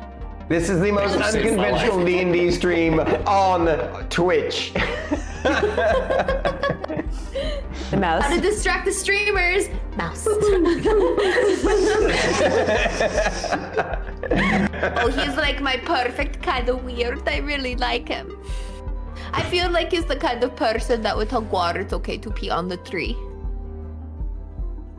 And that feels very important to me for some reason.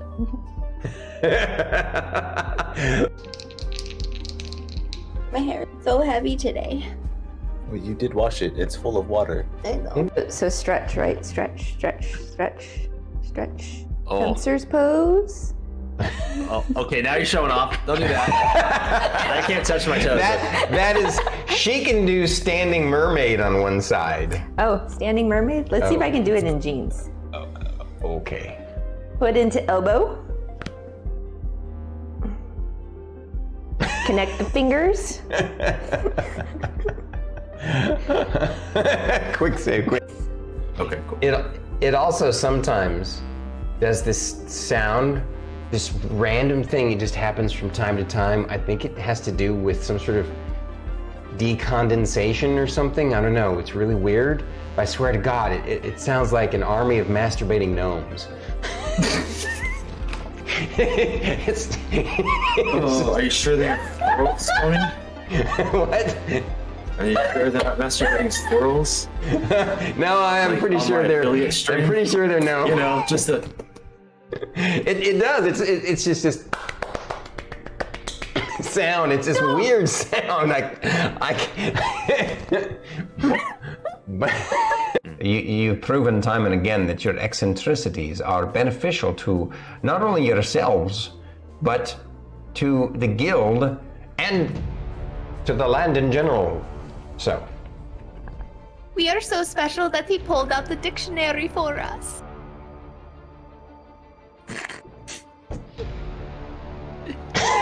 He used big words. And the day had come. The party was ready to begin their fights in the arena against the number 2 ranked guild. Here they are, up against them. The name, the Loam Riders. Will they defeat them? Will they be beaten by them? And such it went. The battle began. It looked like it was fairly even, but it was not. Soon, 2 party members were down, and the cliffhanger had begun. And you guys are all Fight me. Let's go. All right, we're going. I did it too. You did it too. Yeah. We're gonna go chat dance. Here we go. Oh, man. Kids like. To me, is this wonderful? Wait, that's not how you do it. How do you do it? I screwed it up. I can't. Oh yeah, it's this way. It's called the dab. You need to do it correctly. I'm still doing it wrong. Yeah. All right, I'll let you take it away there. It's StarKitty. You forgot to hit play. Okay. And we're gonna add cinnamon and a little The extra. character, she wants pancakes now. Thank you. There's only one way I'll accept pancakes. Stormy's got to wear the outfit.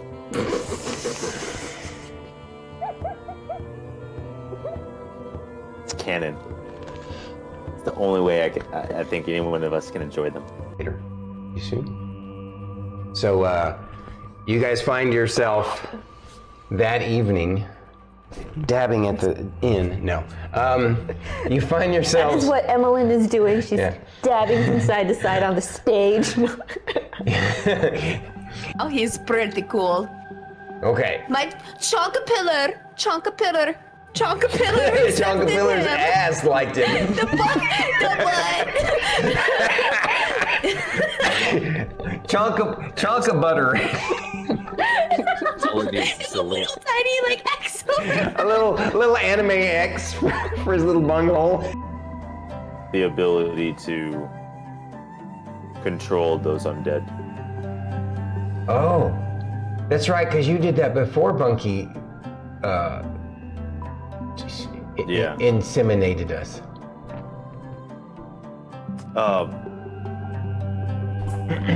Alright, and the Bob Ross moment has ended. Eating my butt, freaking chair. And that deep-throated person over there, the one with the green hair, just kidding. We're going down ha-ha. Oh, I didn't mean like that deep. I meant like deep sounding voice. Oops. Deep what? He's got a deep voice, guys. That's what I was trying to say. It's true. Yeah. Do you have a very deep voice? I know I do. It doesn't frustrate you because it's something you can focus your mind on and to help you. I'm going to use the P word, to help you process what you went through. Are you clipping it? Everyone, get some rest. We'll discuss this later, after I've had some time to think. It's And a lot to process. process. Everything. Got 3 good clips so far. I'm processing the rest. What a dick! You snuck it in there. You got me to say it. Looks like you have a question, Fern. Is it the same color, the same blue glow? Yes. Now, I think if you scroll over their picture on Discord. Oh, it's only over your own picture. You see it on. Oh, okay. Yeah.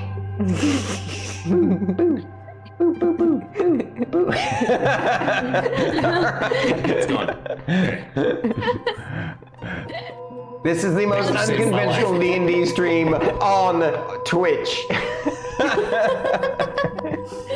The mouse. How to distract the streamers? Mouse. Oh, he's like my perfect kind of weird. I really like him. I feel like he's the kind of person that would tell water it's okay to pee on the tree. And that feels very important to me for some reason.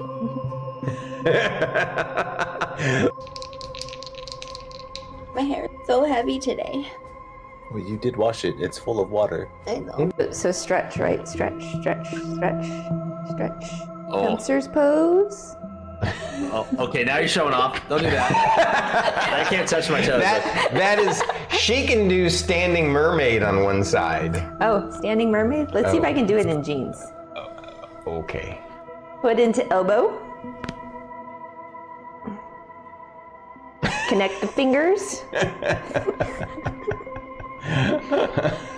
Quick save, quick. Okay, cool. It also sometimes does this sound, this random thing. It just happens from time to time. I think it has to do with some sort of decondensation or something. I don't know. It's really weird. I swear to God, it sounds like an army of masturbating gnomes. Are you sure they have squirrels, Tony? What? Are you sure they're not masturbating squirrels? No, I'm pretty sure they're. I'm pretty sure they're no. You know, just a. It does. It's. We're back again, guys, and we're deep into. They have just been rescued by the Deathstalker and found themselves now in Abenaki's inner sanctum once again, chatting with him and Honor the Construct is also there, as well as their friend Grimbane, who is bearing witness to all of this and trying to be as supportive as possible. Here, I'm gonna step forward.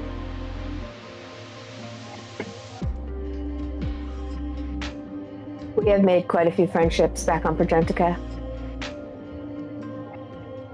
Are they safe? Or should we bring them here as well? He's like, I've already put in place actions to get your friends into hiding. But they also might be called upon to assist us with the monumental tasks that are still yet at hand. Obviously, now that they have dropped any pretense, their timing is just a bit behind, though.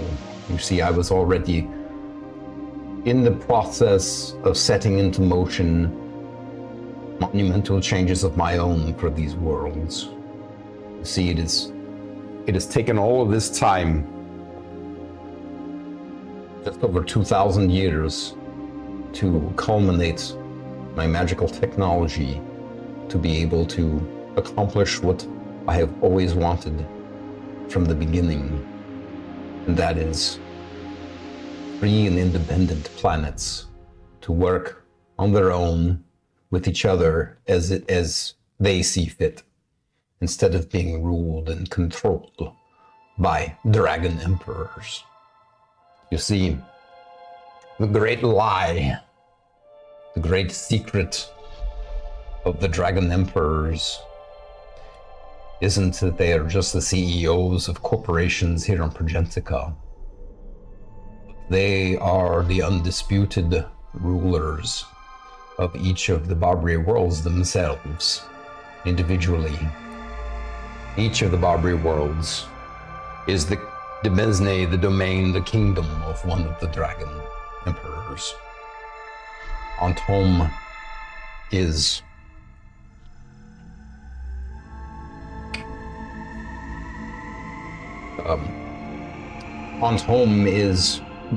the domain of the Black Great Worm, and Malboria is the domain of... Malboria is your ears, right, Druid? Yes. Yeah. Of Ibozalak, the White Great Worm. Arathia is the domain of Malrathion, the Red Great Worm. And Valion is the home of the Green Great Worm, Marburg.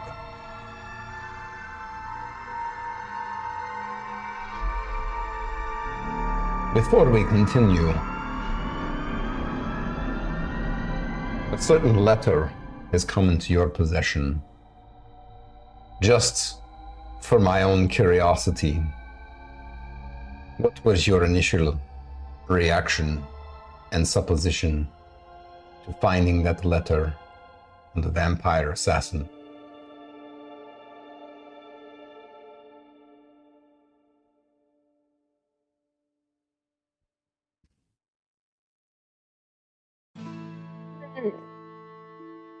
They thought it was a conspire theory. What did the rest of you think? Trying to remember the details. That's player. Yeah. That was just a few weeks ago, but you remember the letter was basically a letter telling the vampire assassin to attack you guys' diplomatic Peace talks. and it was signed by A. Oh, yeah. I've been doing a lot of brain power stuff lately, so my brain is full of flour and sugar and butter. So same as That's all usual. the thing, I went through 50 pounds of flour in 3 days. Hey. Already? Yeah, dude. Yeah. Oh. So Anyway, to be honest, I thought you wanted us dead. No. Nothing could be further from the truth. Was it You- you? No. Who else do you know who has the initial A? Is it the dragon CEO? Yes, of the Black Great Worm, Anthraxis. He is the ruler of the Black World, of Ponton. And that letter was directly from him. But I can see why you might have suspected me. I have kept a low profile and always kept to the shadows, manipulating things as a puppeteer behind the scenes. And understand why you would be angry and frustrated with me. In fact, the lack of transparency. well, let me ask you this. If I had told you all 100% of the truth long ago when we first met, and you were nothing but younglings who just made your way to your first adventure, would your feeble minds at that time even been able to comprehend what fate you had before you? I think not. She's being honest. No. I mean, she You've thought. come so long, so far, so fast. And there's a reason for that. Regardless, I do apologize that I have not been more forthcoming. And I won't apologize for all the things that I have done for Progentica and for the Barbary Worlds. But I have come to a realization now that I am at the end of my work and that my magic technology has evolved to the next level. I have come to realize that the dragon CEOs are only part of the problem here on the Mind Song Lattice universe. That I too am a part of the problem, a part of the cog of stagnation.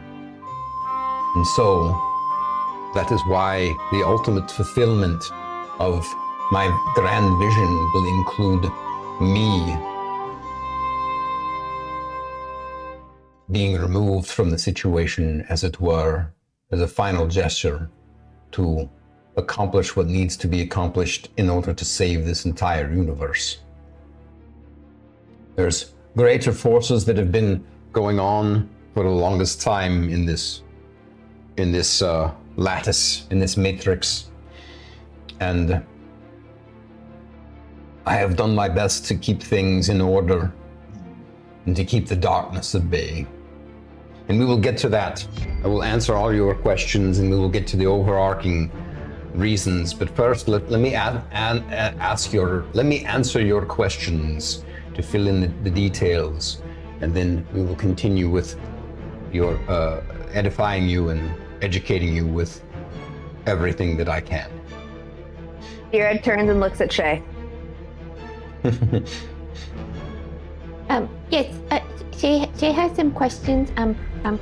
First one is, she looks at the super meter. Does the super meter have a name besides super meter and Deathstalker? She's just curious. By Supermina, do you mean the Deathstalker? Yeah. She pointed at him. She's just like super meaner. His name is Ardor. Ardor. First home runner by chance. As a matter of fact, yes. He was my first genetic success.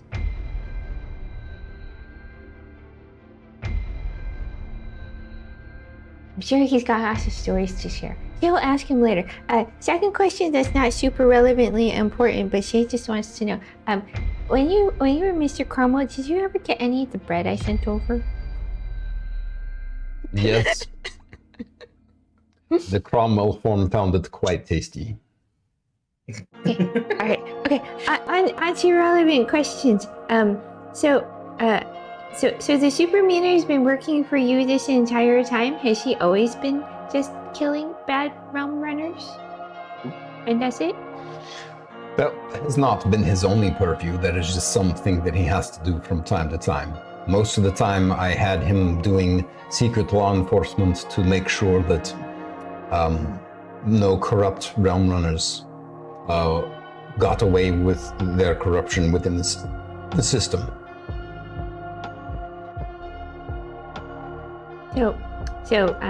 Those transporters those teleportation things that brought us all together to you, you created them. So how come those don't get used anymore? The ones that you found were my ancient prototypes that allowed me to transfer myself from world to world. They were the prototype that eventually evolved into the technology that you all use to realm run, and that the dragons use to go back to their respective homes. Their dragon hordes are all on the Barbary worlds in their secret lairs. So the dragon CEOs need your teleporters to get home. Okay. Why do the dragon CEOs want us dead? For multiple reasons. The primary ones that you have shaken up the system that they have built. You have become uncontrollable and you have become icons for the people. Also because your power has grown so great at an exponential rate that you will soon become a threat to them. In fact, that will be the mission that we talk about when we're done answering all your questions. So if we end up somehow getting rid of all the dragon CEOs, what happens to Progentica and the other worlds? That is a very good and big question, and we'll table that for now, and I will answer it later when I explain what comes next. I asked the big brain question. Yay! That's all Jay has for now, but she might have more. I have a question. Yes, Thyra. When you pulled us from the astral sea to here, you seemed to have quite the curiosity of the nature of our birth. Care to explain? That is an excellent question. It took me some time to suss out the nature of your existence and the nature of your births. And I realized from my experiments and from the scientific method that the reason that you all are what you are isn't related to your specific births, other than the fact that you all happen to be the ones born on your worlds at that moment. At that moment, something broke through from outside of our universe. Something of light and goodness. Something that was the opposite of the darkness that is here now. something that had been trying to penetrate into this lattice for some time. But it was in that moment, when the conjunction of the stars was just right, that the veil of this universe was thin enough, such that this soul event could happen. Each of you were born with a special boon, draconic boon, a boon from some other force from outside this universe, meant to be a stabilization to the unbalancing dark force that exists in this universe. And that will hail back to the original old story of this universe and of me, and we will get to that.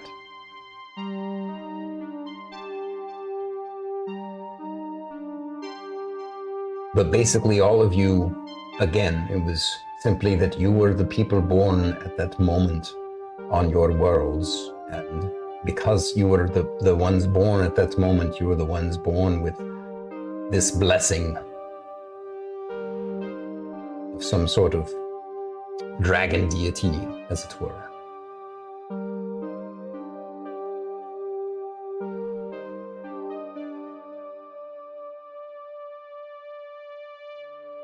So are you saying that we're all dragons? Not exactly, just that you have been infused with the essence of some draconic force from outside the universe. Some more than others. I was going to say. It picks up Milo. You're from another universe? He's like, he's like, he cocks his head to the side.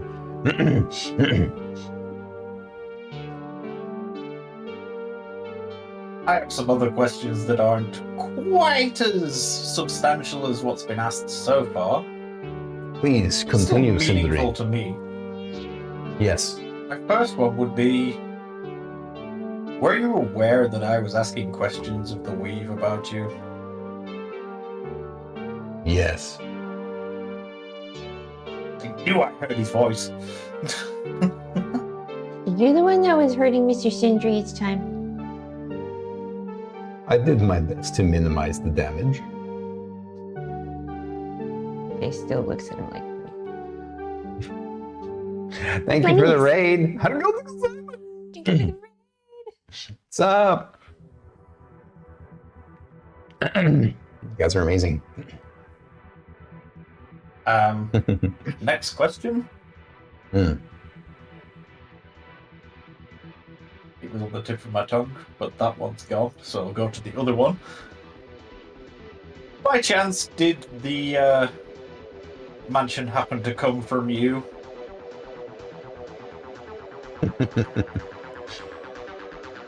We will answer that in good time. So that is a Can yes. you also Where's the that baker? other door? Thank you for putting the other door there.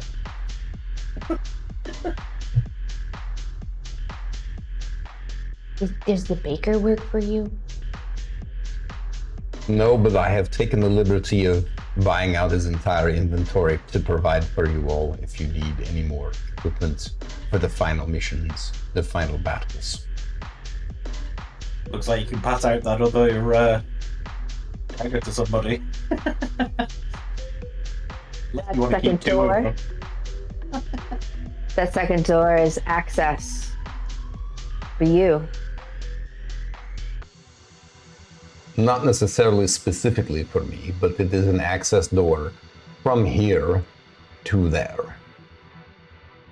From my mansion space to that mansion space. Yes, Merrik. Nope, this is fate. Okay, hey. Fourth wall break here. I fucking told you.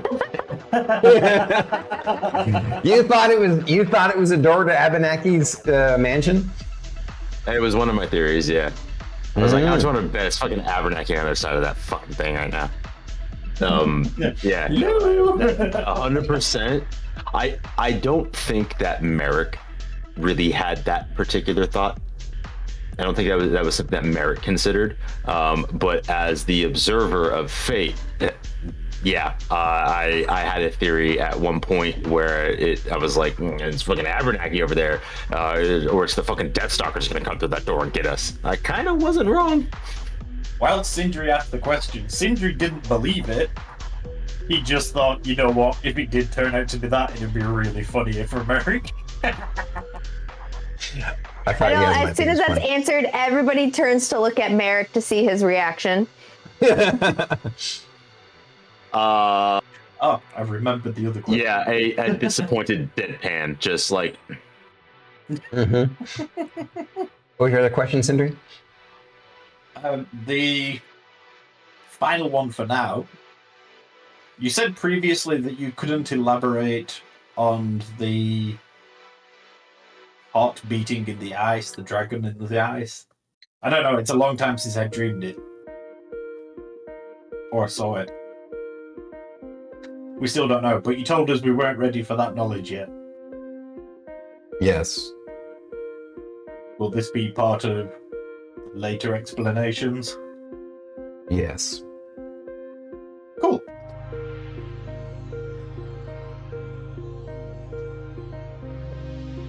Outside of that, it would just be, do you know the relation to the dragons we saw in our dreams? I believe that what you saw in your dreams was simply, as it were, the draconic essence of your own spirit giving you guidance. Sort of symbolism, as it were. Fair enough.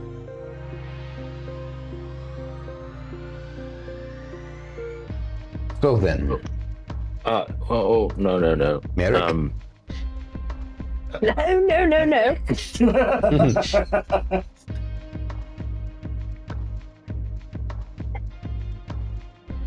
I will admit, most of my friends here have asked the majority of the questions that I would have asked. But I have two. Yes. Yes. My first question is, what have we done that you hadn't accounted for? Yeah. Something that caused you to change your plans in a way or accelerate them. What did we do that threw a wrench in your plan?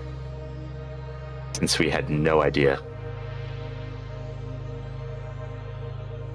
The whole becoming famous was not what I expected. We tried our best to avoid that, so... You can blame Grimbane for that. Grimbane's like, what? It happened while He's we like- were away and you were there, so it's your fault. Grimbane's like...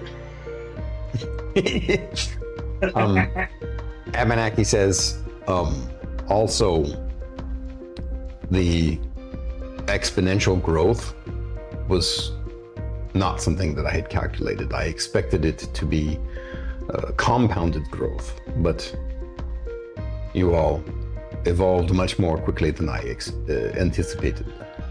Likely due to the draconic bane, but not bane, the draconic boon that you have been given.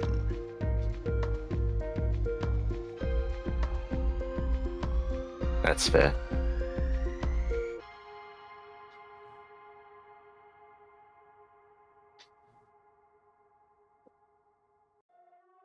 From wherever Echo is, just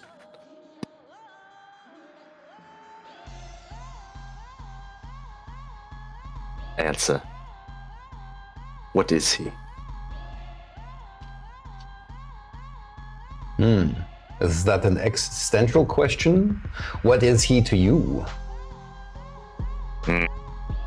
Not existentially. But perhaps that is the only way to answer your question, since that is the nature of his existence.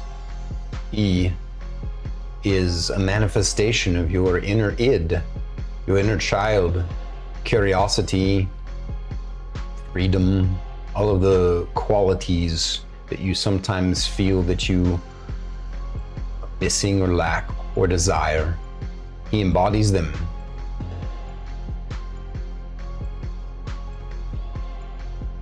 He is the manifestation of that which you find to be best in yourself.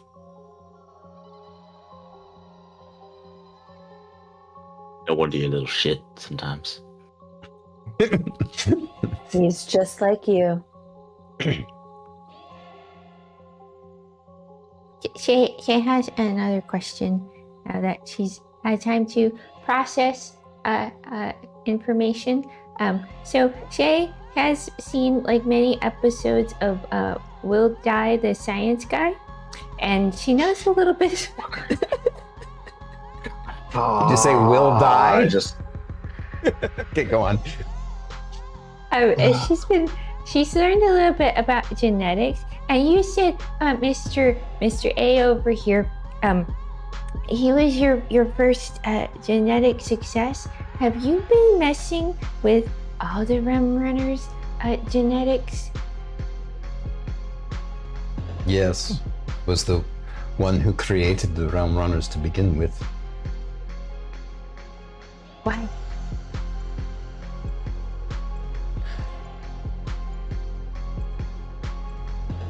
The nature of my relationship with the dragons has been quite complicated for thousands of years, you see.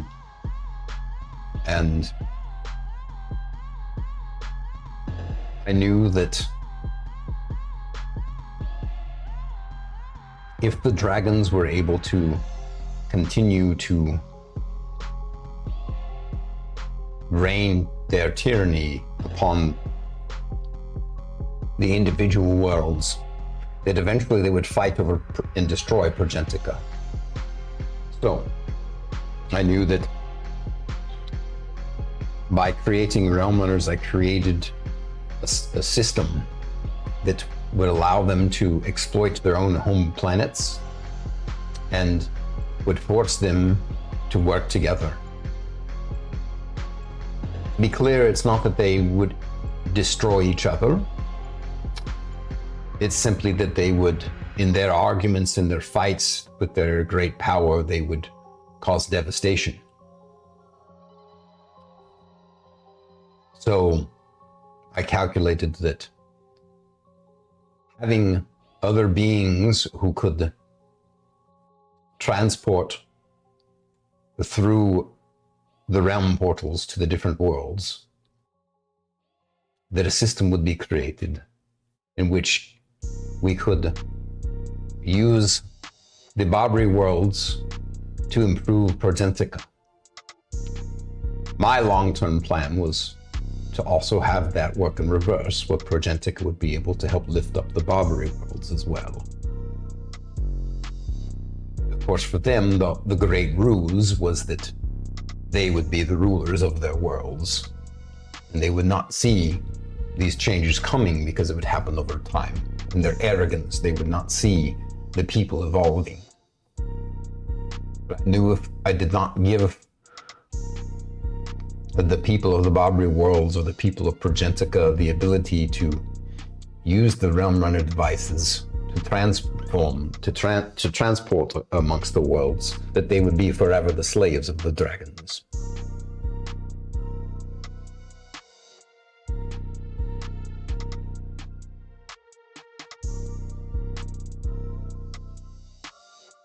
In fact, it was I originally who made the deals with the dragons for them to utilize the technology.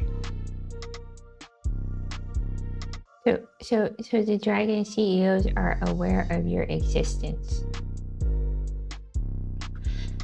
Not in this form.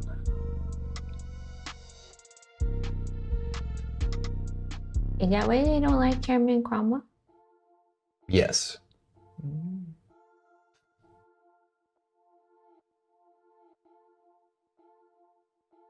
Merrik.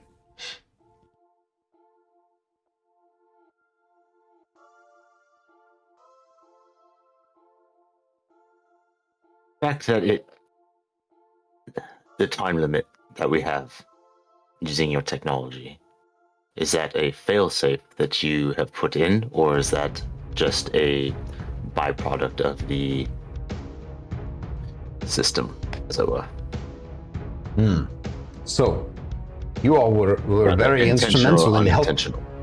Yes, you all were very instrumental in ushering in the beginning of this new age. You see, it was your mission to acquire the quantum processing chip that allowed me to move on to the next phase of the final phase of my operation, or the final 2 phases, I should say.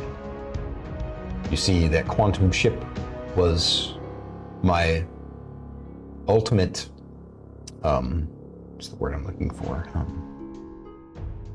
Magnum opus. The quantum chip will allow me to create a new monetary system across all the worlds, including Progentica, that is a digital democracy. It's a type of technology called cryptocurrency. I call it the Bitcoin. And it will completely transform society and the way that people adjudicate their issues with each other and take all of the control away from the Dragon CEOs. And because it is a quantum chip, their technology will not be able to defeat it. However, I suspect that using some of the older backups of some of the research, since if you remember correctly, the facility that you broke the processor out of was a joint facility. So of course, each of the Dragon CEOs will have kept small pieces of information. Even though you destroyed the majority of the completed research, they will have kept pieces.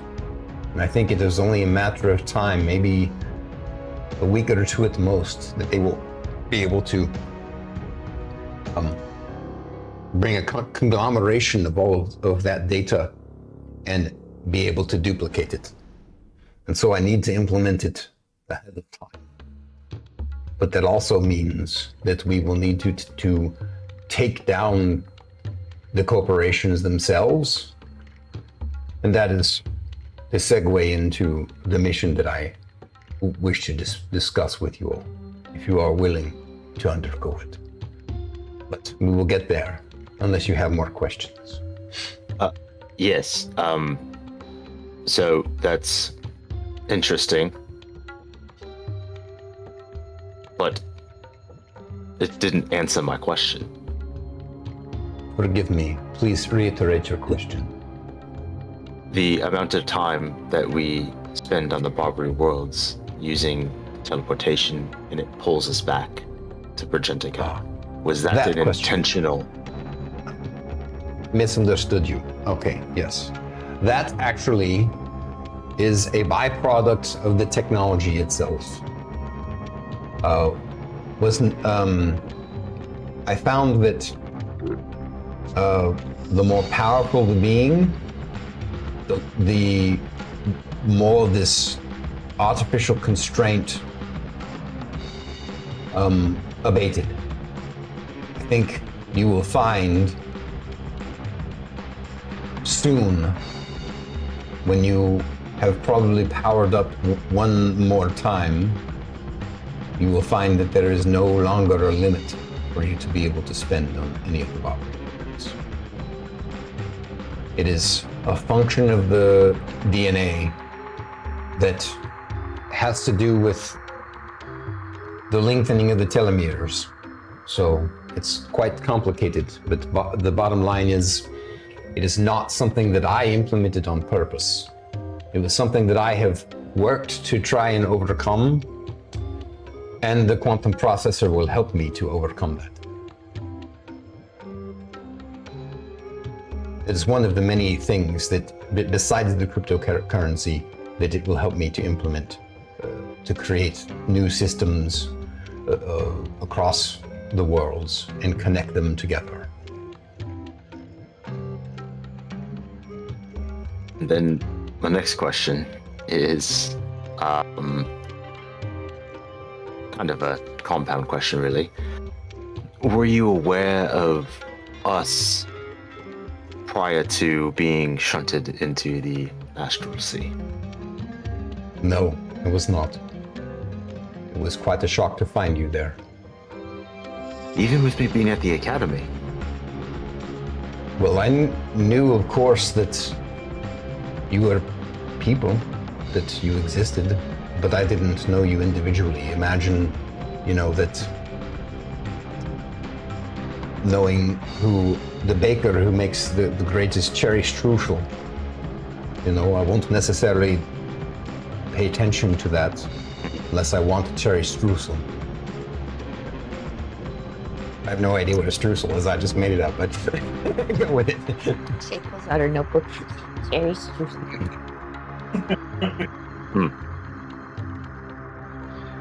So it was truly a shock when 4 random individuals from each of the Barbary worlds with a boon dragon showed up on your doorstep. To be clear, I did not realize at that time that your essence was touched by some sort of dragon deity. Did not know how or why you showed up in the supernal firmament at that time in the astral sea. It was a mystery to me. It took me time to finally come to the hypothesis. Almost a theory. Don't have a lot of ways to prove it, but I suspect it.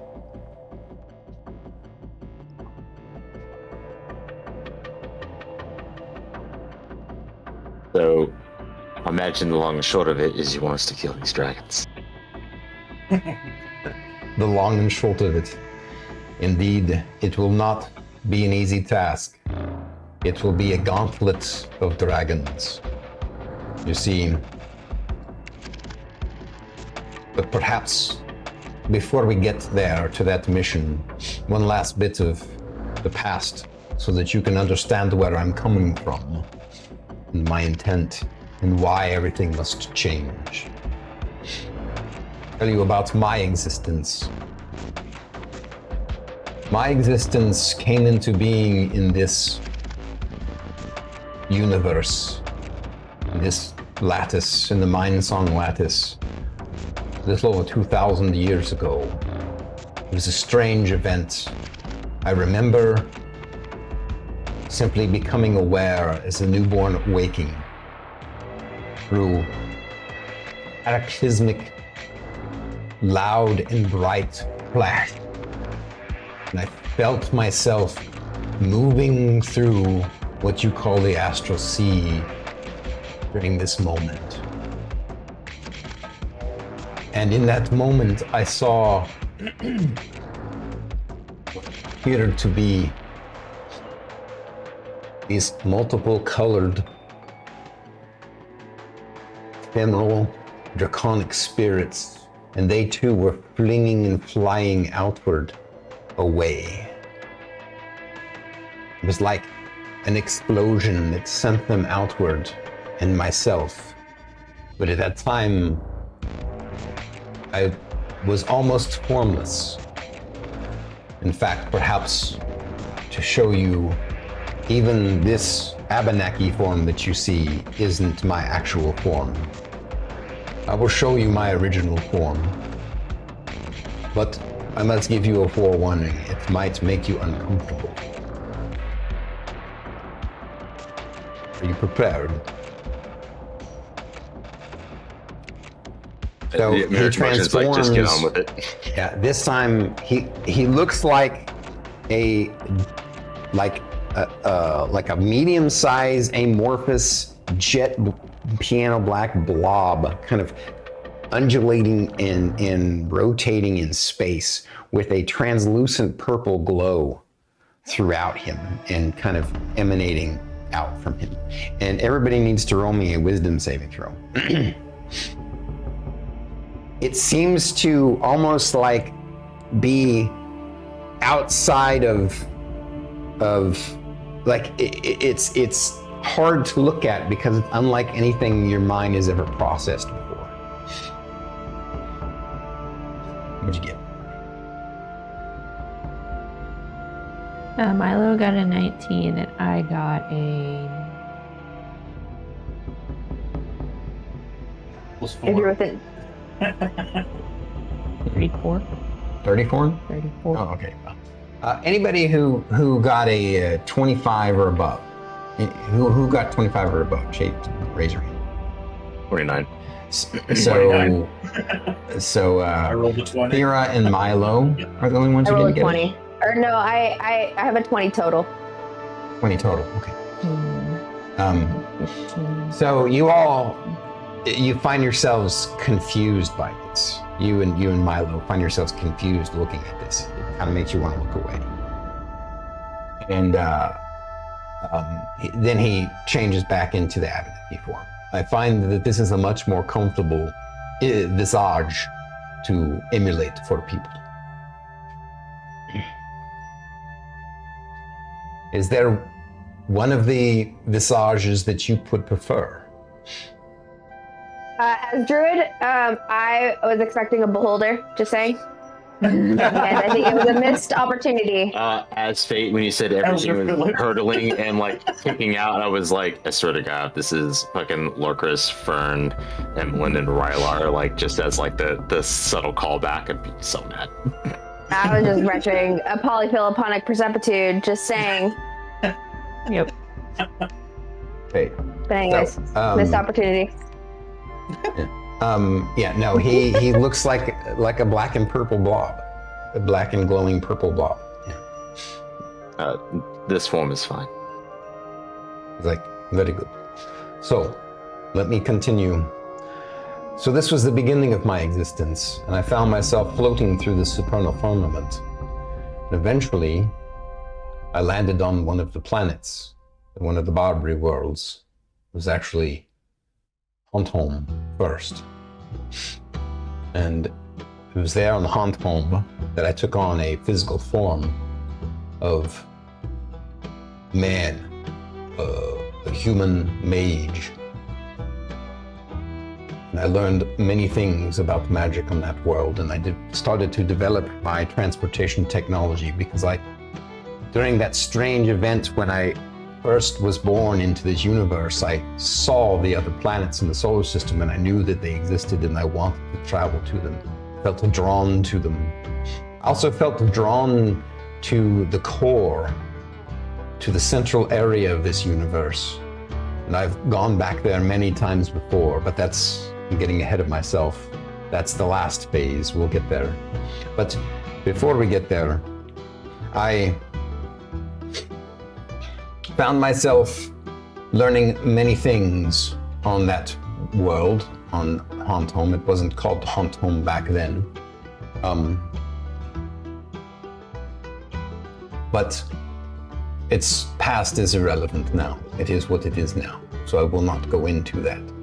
But eventually I found that a great calamity happened, and it was due to the black dragon Anthraxis doing experiments himself on the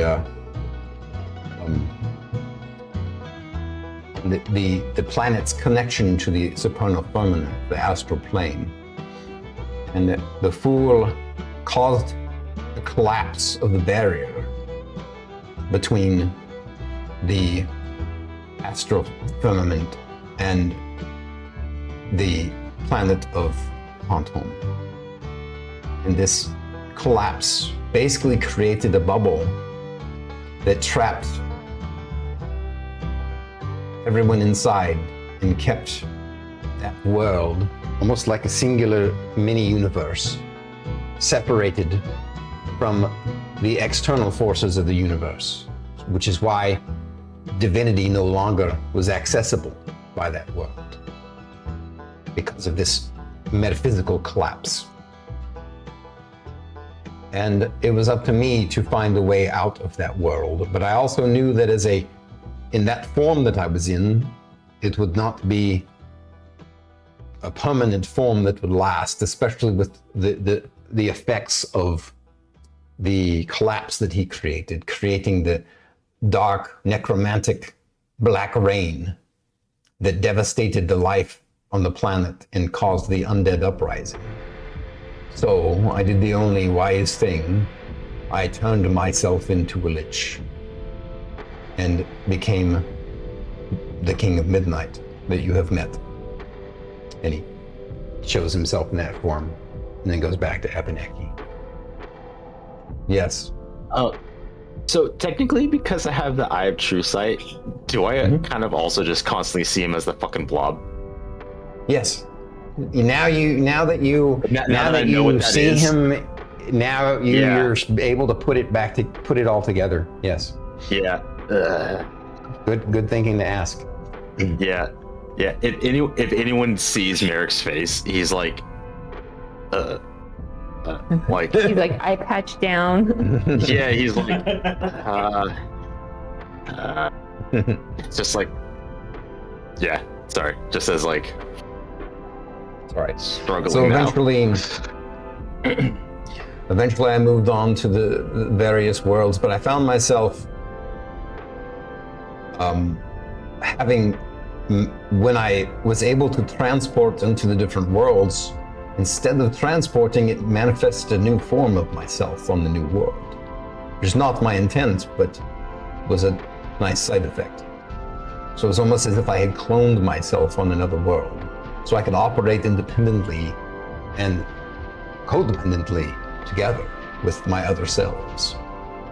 And I had seamless consciousness communication between these different selves.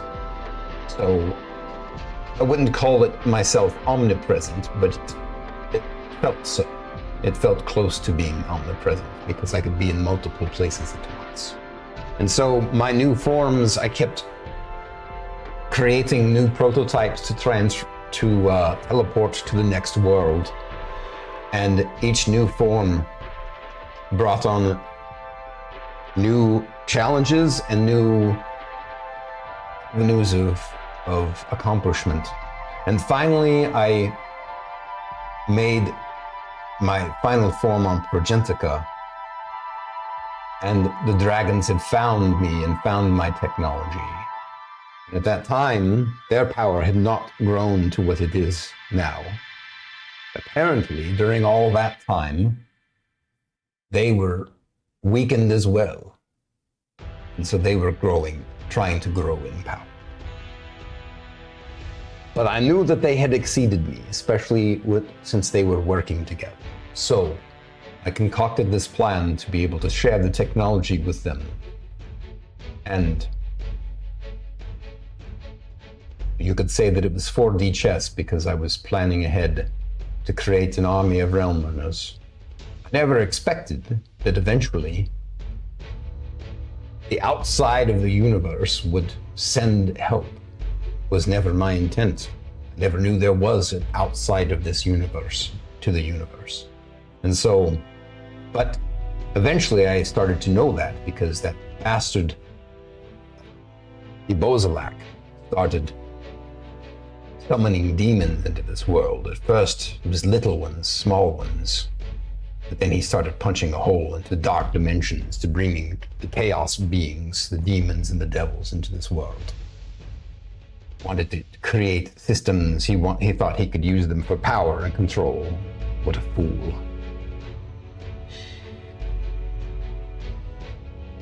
I find the White One is the most abhorrent of them all.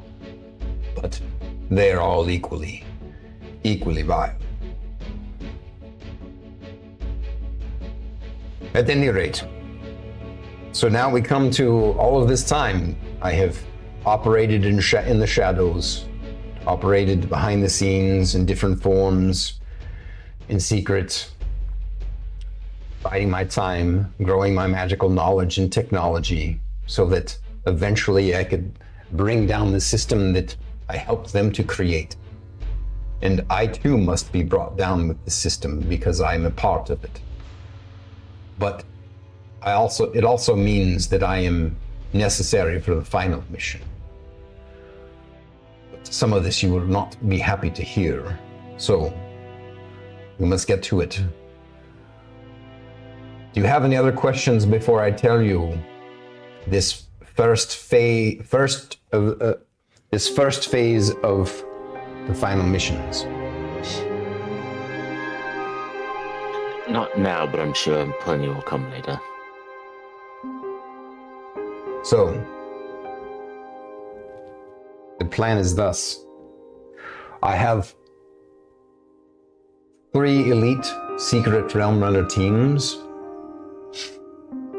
and thanks to the agreement of Grimbane and Connor, and what did I say his name was? Ardor. Ardor. Ardor. And Ardor.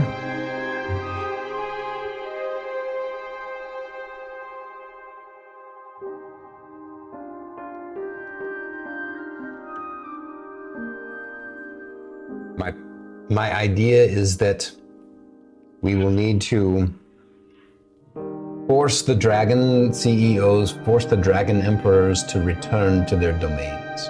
Right now, they spend most of their time, especially since they just went out of their way to work together to kill you all. I'm sure that they are spending most of their time in consolidating their power on Progentica. But we need to send a message and send them into hiding.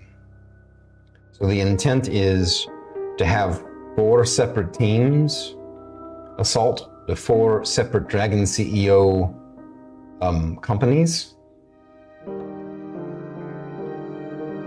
I calculate a 93% chance that each one of them,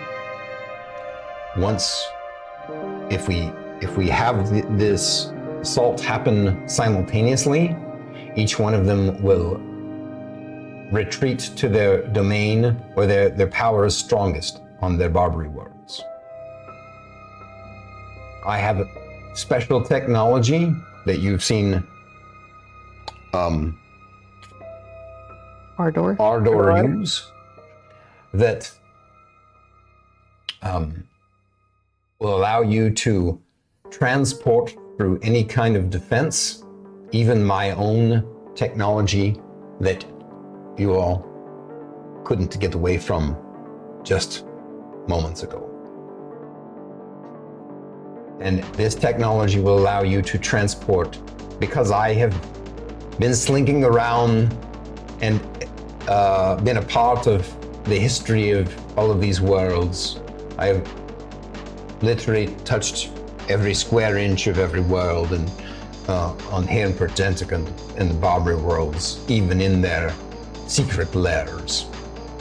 So, once my 4 separate teams, led by Grimbane, and we still need to come up with a leader for the 4th team. I suspect that we will probably see if we can recruit your friends to be the leaders of the final group that will assault the one of the 4 dragon corporations, Omega Corps. Once the Omega Corps headquarters are breached and assaulted, and the dragons have retreated to their domains, you will have to do a gauntlet of dragons. Now, I understand that taking on one great worm after another would be an impossible task because you would use up your resources. So I have some special tools that we can use one time. Hopefully you all might have some as well, but I have one special tool that will basically allow you to have a full length rest in a short rest. If we can finagle a way to do it one more time, and it would mean that you would only have to defeat 2 dragons with the same resources, which will be a monumental task as it were anyway. But they will be surprised when their secret lairs are breached by you all. I'm confident that that your group can take each of them on individually. In fact, I think that you all are the only ones who can do so. To be clear, their power is not at their greatest on Progentica, which is why I'm confident that they will retreat to the Barbary worlds to consolidate their power there. as their lairs. So, you will have to teleport in, defeat one dragon, go on to the next one, have a special rest, potentially have another rest if we can figure out the way. But after the next fight, before the last fight, because you probably want to be as rested as possible.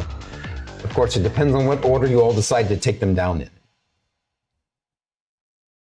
I can tell you that the dragons are not of equal power. In ascending order, this is the power of the dragons. The weakest is the most vile of them,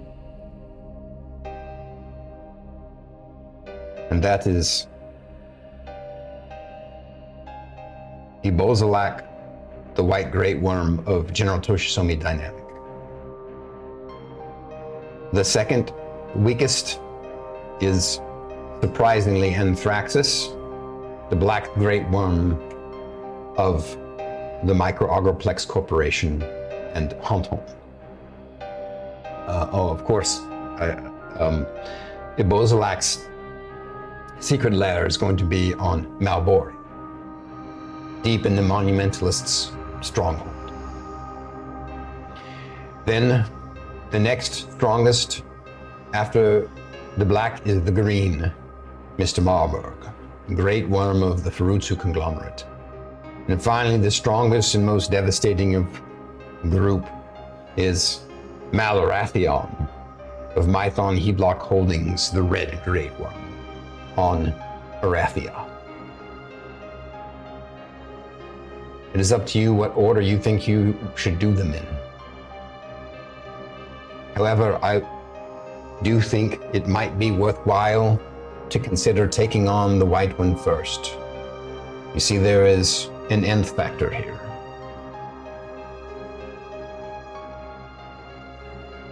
There's a bit more to the story than just these dragons that rule these worlds and want to rule Pergentica forever.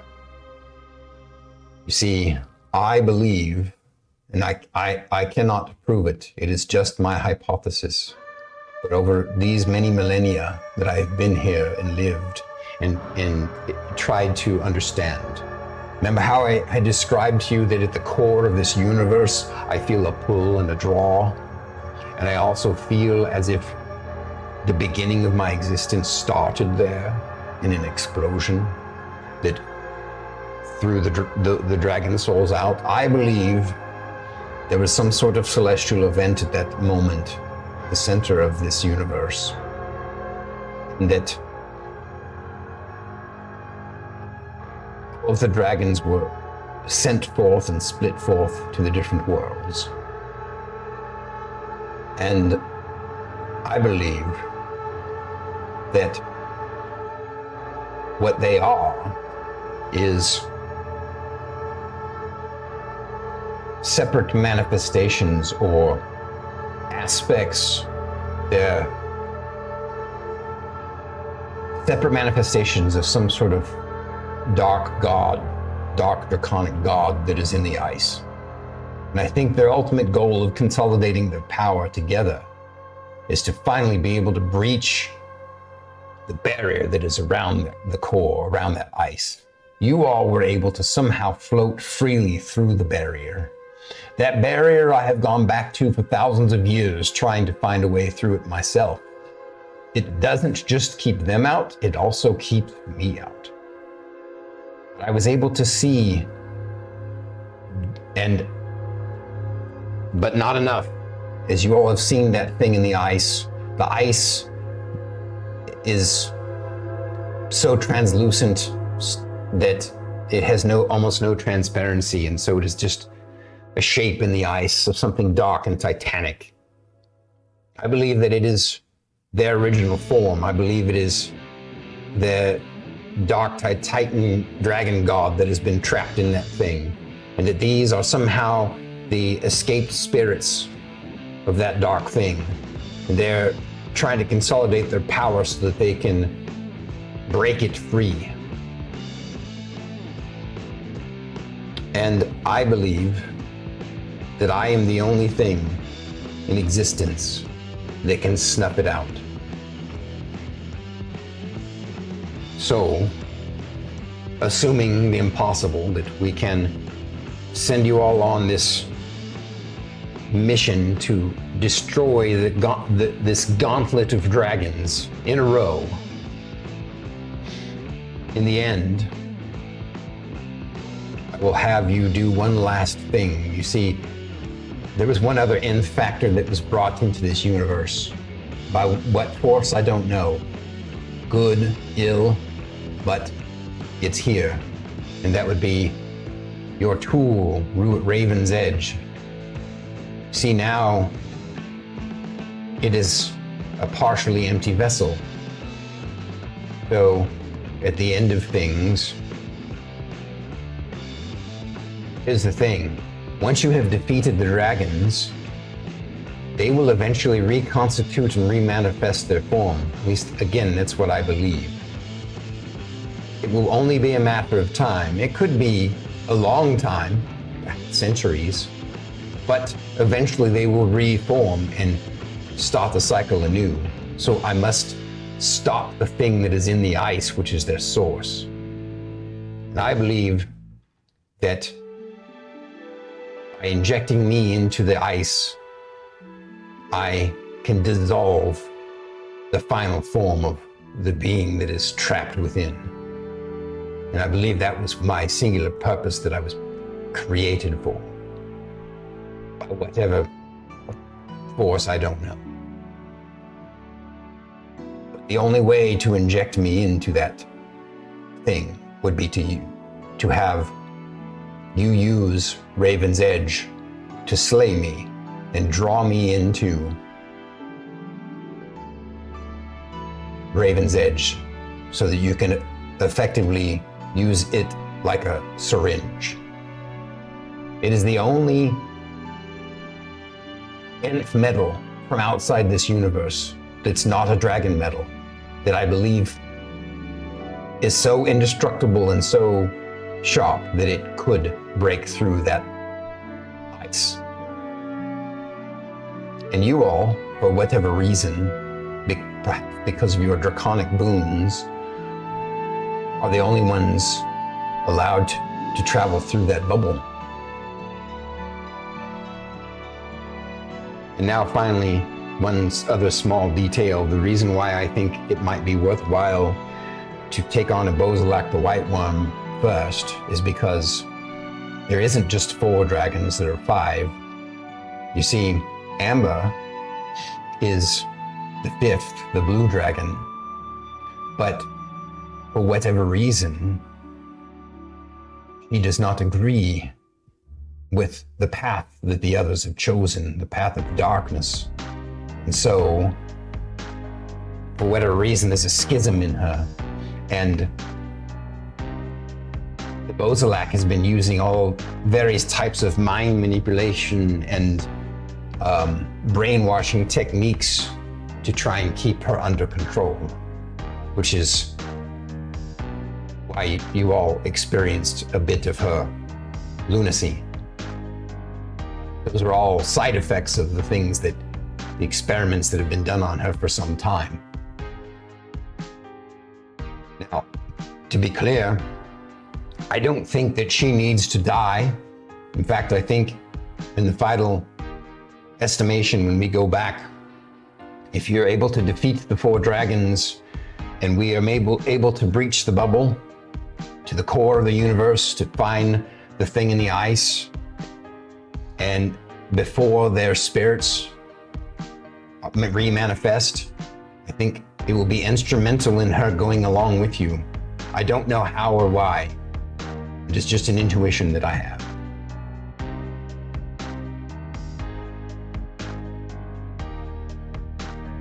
I had a question. Yes, Shae. So, you said that Raven's Edge is not from around here either. What about Miss Avalon? She is also a unique factor. She brought herself to this universe by accident. That is something that is the deepest mystery that I have not been able to uncover.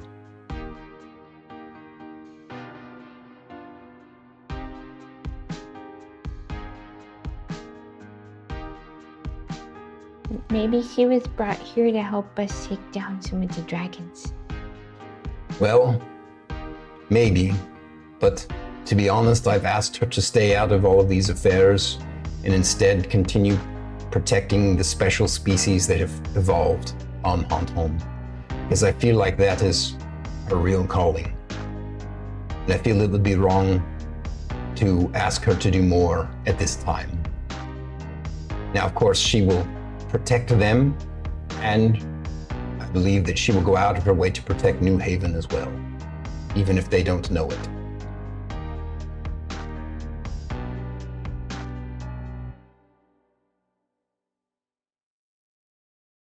Guessing that's me. What was that? You? Oh, everything's gone laggy. Oh. Yeah, I see a little bit of fuzziness, but not much. A little bit. So. Yeah, no, that's us. That's us. Well, I was going to say for me, it was you and Stormy. So what say you? Discord. Before we continue, I do again want to apologize for pulling the strings behind the scenes. It is the nature of my existence. I'm intertwined with the fate of this universe, but I won't use that as an excuse. I only thought I was doing what was best for you and this universe. My biggest issue is that when you sent us off here, you told us to investigate you, and yet we were unable to find anything. Yet you found me every time.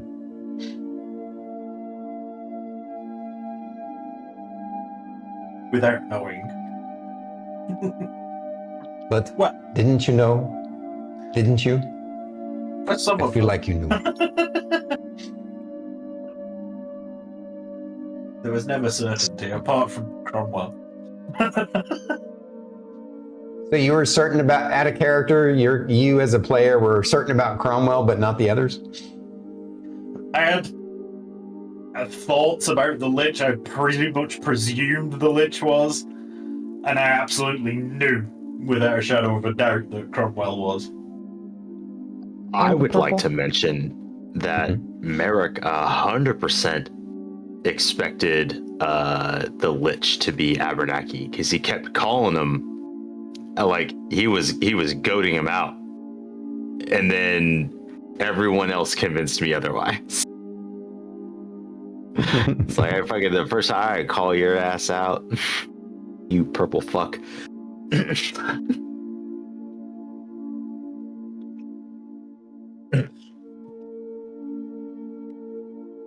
I didn't think the rune guy, I can't remember his name. Mimir the Runeseer? Yeah, Mimir. I didn't think Mimir was him. It didn't even cross my mind. Yeah. All of those major players had purple. That included him. Black and purple. That's fair. Touche. But yeah.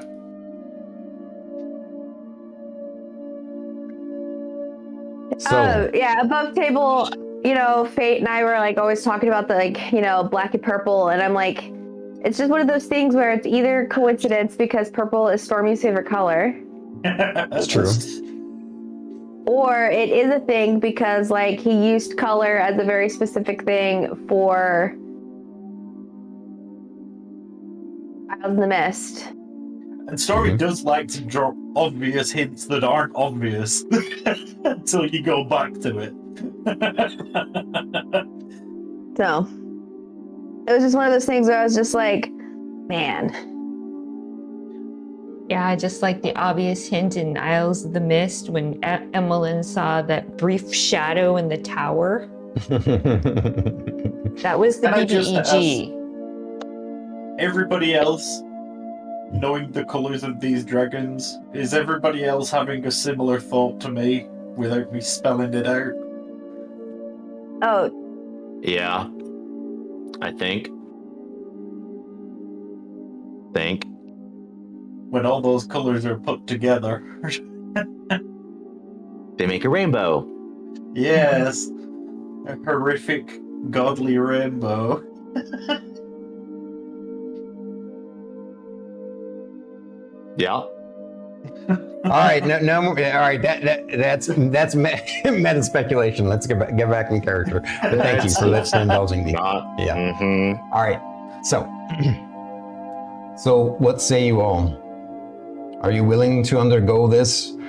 I must share that I do not know what the final result will be if we're able to succeed in destroying the dragon god at the core of this universe. I hope that you all will be able to return to these worlds, but I don't know for sure what will happen. It will be a cosmic cataclysmic event that you may not survive. But we can't even get there if we don't defeat the dragons first. Is that something you all are willing to attempt? How else am I going to get their hordes? I'm on board with helping Sindri collect a horde. Yeah. With a D. Yes. I look at him. Oh, I forgot to say it that time, didn't I? Yes. Do you have any other It'd be funny if questions one of them before left we? their horde on a corner, though. Do you have any other questions before we talk about the details? Again, there will be more that probably come to follow after. I still really want to punch things. I Understandable. actually have a further question from what I asked before about prying for information about you. Yes. Were you involved in some of the information I gained? For If you instance, mean me did I seeing manipulate way the I saw information? No. solar system. I was just thinking about the way that I saw the solar system. It kind of made me think how you discovered it. Perhaps you were seeing my old memory, or perhaps because I am intertwined throughout the galaxy and the universe, perhaps you were getting a glimpse of what it is to be me. Whilst I didn't know what I was going to get when I asked the questions, but it did seem like a very specific point of view to see everything. So I could definitely go along with it's possibly pulled one of your old memories. I do have a question. Yes.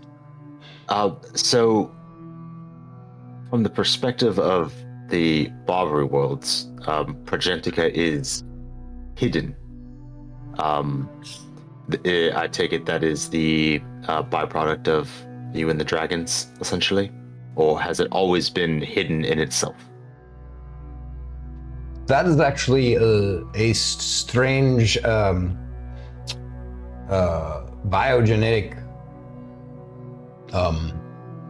anomaly that's cosmologically related to the way the solar system was formed. It was not something that we created or it was a happenstance, as it were. It just happened to have created the perfect planet for them.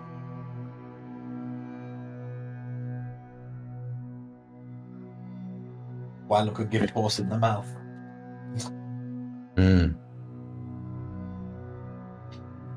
What's a gift horse? Okay. Thoughts? It's a horse that gives gifts. You know, kind of like a Sandy Claus. Is there I think I've heard of him. Blows around like a dust storm. Yep. Well, I'm glad to see that you all are doing all right, and that. Oh no, this is just us coping. We're trying to. Well, I think the you that is now would cope a lot better than the you that was then when I first met you. So you've done well for yourselves. Grimbane says, yeah, they're pretty incredible people. To be I fair, almost he forgot told you me were to kill here, a dragon Grimmy. back then. Sorry, I'd you guys. probably gone the other way. Go ahead, BT. Sorry, we talked at the same time. Yeah. If you'd have told us right back at the beginning that our task was to kill a elder great worm thing, dragon, yeah, I don't think I would have had faith in that. But now, I've got a bit more faith. Maybe like 2% more chance of doing it. All I said was, But oh, that I didn't forgot. hurt. Druid? Oh, what I said was, oh, I forgot you were here, Grimmy. He rolls his eyes.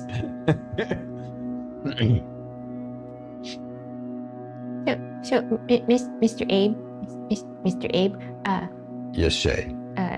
have you always known Mr. Grimbane here? Not personally. This is the first time that we've met just a few days ago. But I've kept an eye on his career. He has been instrumental in moving forward my vision without even realizing it. Oh, is that why you sent us to him? Indeed. I knew that you were in good hands with him. So you know we told Mr. Grimbane about our origins? Yes, of course. I know everything. Well, nearly. I'm not there in your private moments, nor would I want to be. So you knew that the stone that I had was an egg? Yes.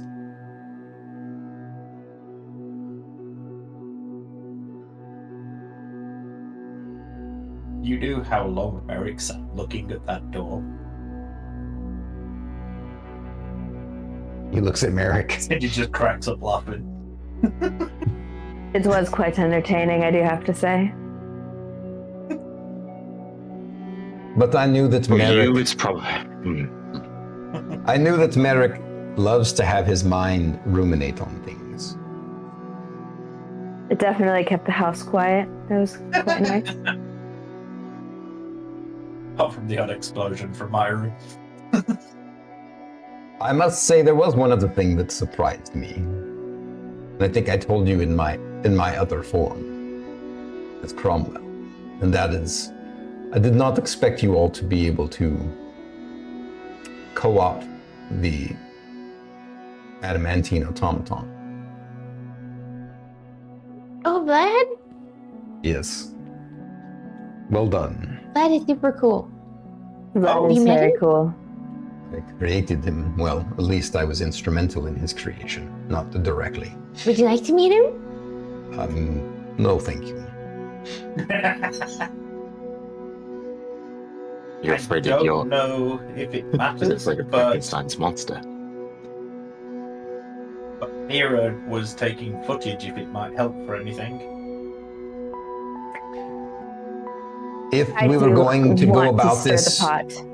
in a legal way, then yes. I think we still might be able to use that when we go after the four corporations. When we do a coordinated assault on the four corporations, we will also do a media blitz. And I will be sharing, there's one bit of information. Ask her a question, but don't let me forget to tell you. Wait, I just lost it. Hang on a second. Remember your question. Shit. It's Got it in twice my head. today. This was good. What were we just talking about? A media Media blitz. infiltration. Yeah. Thyra was recording. And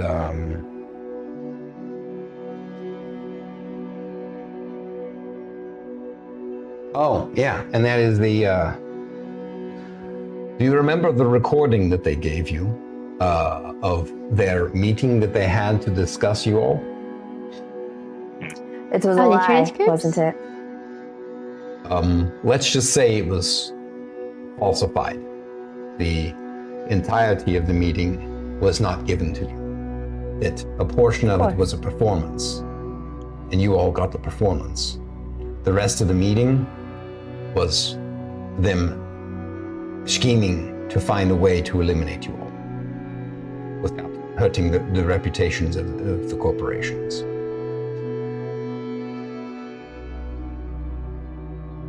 So, you had a question, Thyra. Obviously not shocked. Oh no, I was gonna say I already pre-recorded a very good video that we could play for the media. We could add on as I'm talking. We can make it fancy with those, you know, where I'm talking and I tell the story, and then there's the video of the dragons like coming up from the depth. Plaster that all over. During Thyra's explanation, I'd lean over to Sindri and go, for someone who hates the fucking technology, she surely got deep into it, huh? Yeah, the one out of all of us that absolutely did not want to be famous. Fitness influencer. Yeah. The irony is thick, and I love it. I love ironic characters. I think that's awesome. Go on. So, that is an option. Considering people trust what we have to say, we already have a recording. Excellent. This will be extra useful. There will be a great upheaval, but I believe that the leaders that we will be putting in place will help the transition happen smoothly.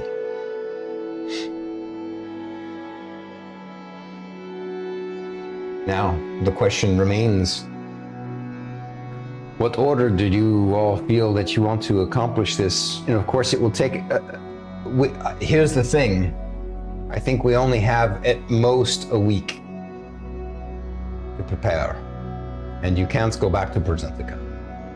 I think that there's too many potential eyes for them to find you. So, My initial thoughts would be get the two weakest out the way, and then we've got the guaranteed rest after those for the other stronger ones. If we can get two, we can have a rest in between each one of the stronger ones. Out of character, is there anything, any like super high end like spells that or things that what was that would allow you? I thought there was something in 5e that lets you get like one free, like a spell or something that lets you turn a long rest into a short rest, but maybe I'm misremembering. Is it catnap? That doesn't sound right. You might be right. I don't think so. But so I feel one of the things he mentions is this. By the way, I'm sure that Merrik will ask during our planning phase if we're able to utilize some of the anti-magic technology of the Deathstalker. Unfortunately, that is not something I've been able to duplicate. Apparently, it's his own. It's a biological anomaly of the Deathstalker himself. It is not technology I'm able to replicate, sadly. I have tried, believe me, and it vexes me to no end that I could not find a means to duplicate it. But figure it out.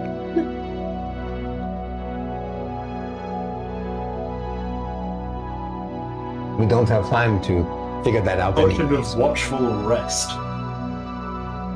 Potion of Watchful Rest, is that what it's called? Apparently. Drink this to gain the benefits of a long rest while staying awake for 8 hours.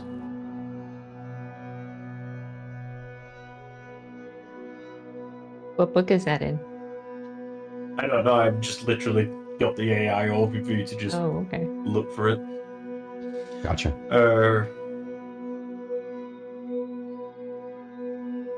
Homebrew solution, the Pearl of Vitality. Yeah. In this instance, Marburg has not Marburg, Abenaki. Why did I call him Marburg? I don't know where that came from. Abenaki says that what he has is a chamber that you'll be able to come back to, and you'll spend an hour resting in this chamber, and it will be as if you rested a whole night. And we can only utilize that once. Yes, he says it requires enormous power, and the problem is that to recharge it takes another week. So, but we'll need to basically go at them, at most with an hour in between, while they would still be surprised. And he thinks that by the last two, they might not be surprised anymore, but he thinks if we do it fast enough, that you will still be able to surprise them all, because they won't necessarily be. I mean, they'll be communicating with each other, but not to the same degree that they would if they were on Progentica. Here's a question. Yes, Shae. So how are we supposed to get to the planet after we finished one dragon? Like, how are we supposed to teleport to the other? So I will be providing you with the means to transport from there and back again. You will go there, defeat a dragon, come back here, and then I will send you to the next one. Oh, okay. Let's say a freelancer's tale. Sorry. You said there and back again. The freelancer's tale. Yeah. I like that. That's cool. To play on the Hobbit. Mm-hmm. So I have an entirely different solution. Thyra, let's hear your idea. Why not tackle the hardest one first, where we have a guaranteed rest between the other two? 3. 3. I think that's an excellent idea. If we only have the one rest, I would highly recommend that. Or if we could push it, fight the strongest and then the weakest, then rest. We'd have to see what state we're in at the end of the first battle. I suspect, though, just to make it clear, that I suspect, based upon the data that I have crunched about you all's exponential growth, that you will become more powerful after each one of these fights. So keep that in mind as well. Do you happen to have any information you can share about these dragons? What information would you wish to know? Of course, I will provide dossiers for all of them, but do you have anything specific? What kind of magic spells that they can use? Any specialness about them that we should be aware of?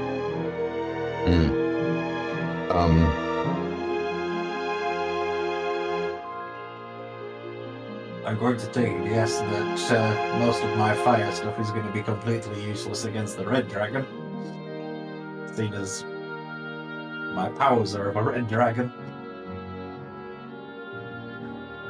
Actually, I suspect that is not entirely true, believe it or not.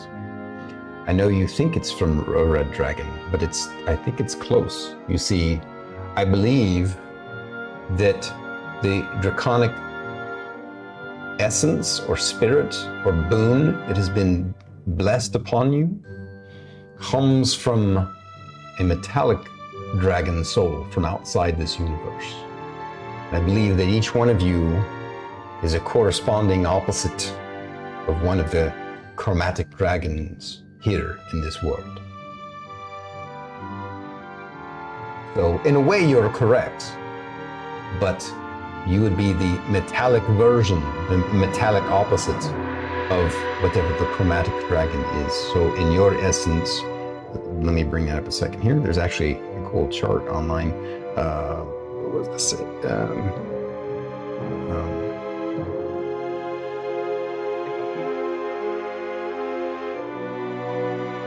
So yeah, it was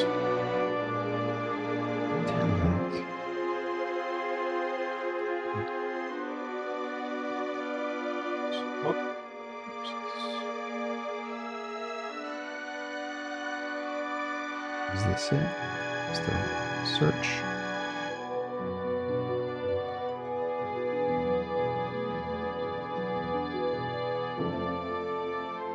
No, that wasn't it. That was really cool. Sidebar for any Metal Gear players. When Naboo stretches while he's stood up, he goes into the ox-iron pose. Proper arched back, quite short width-wise. I love it.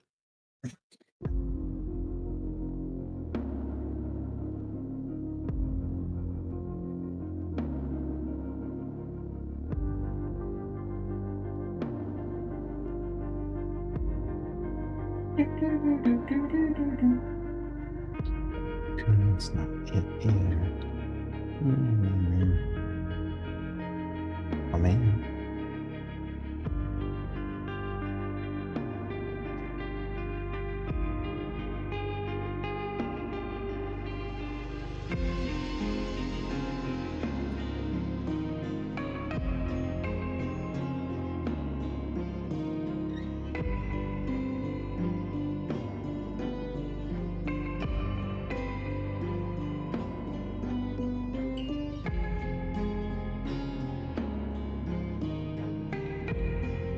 What a fluffy dumb butt. She's been taking a nap, like sitting here on the desk for like the last like 45 minutes. Her little foot tucked up. Yeah, you're cute as shit. You know. That's what I said to Druid earlier. It's weird how I guess I just didn't type in the exact same search. Aww. But I found this cool AI chart, but now I can't seem to find it. Stupid thing. At any rate,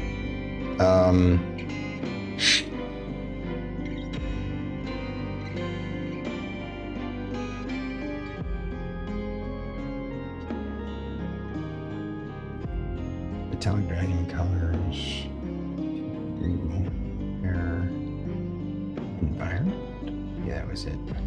I think this was it. Anyway, he basically corrects you and tells you that you're basically you're partially right. So we can continue. So he suggests, I can see why wanting to take on the strongest, the red at first, might be tempting. But if you fail on the first one, that's it. Game over for all of us.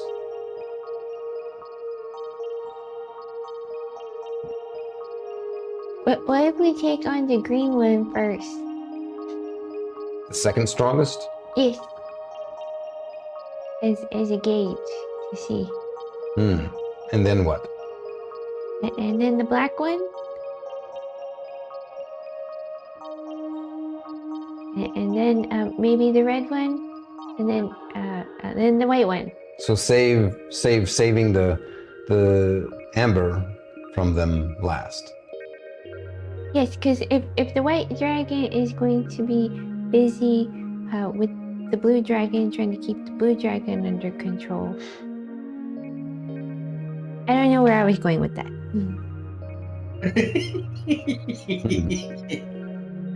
It's not bad, what you all think.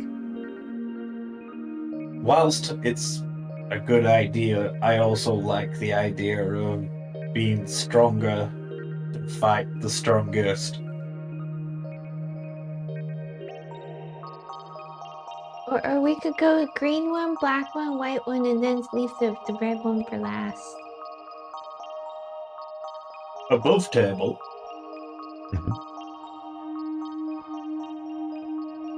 When you level up, you get all your stuff back. Well, in BG3 that's true, but not in yeah. Above table, normally when you let us level up, we have to have a long rest before everything takes effect. That is I'm true. just saying. That is true. Actually, You're 100% right. Yeah. So whilst I'm not wrong, I'm not right. In the context of resources, I mean, it almost seems trivial, but know that we can restore our energies with pearls of power, potions of healing. It's rudimentary, but Just enough resources to complete reset. Use the disposable resources first, and then. so then we might as well go from the weakest to the strongest then. Stick with the original plan that Sindri suggested. Wait, are we gonna have to defeat the blue one too? No, again, that's an Hopefully not. unusual situation, I believe. So technically speaking, the blue one would not normally be the weakest, but for whatever reason, when the blue one was formed, it formed much slower and much weaker than the rest of them. And it was easily manipulated and exploited by the white dragon. And it's been tricked and used and abused for so long. But it has been, over the last century, it has been breaking free of the control. It has been, and so I don't think that you will, again, I believe that you may need to actually take her with you when we breach the bubble and try and destroy the final dragon god. It's possible that she might die along with it, but it might be a necessary evil. If we take out the white one first, what would happen to her? We would bring her in here to my Domain. to my fortress and protect her while you all continue your missions.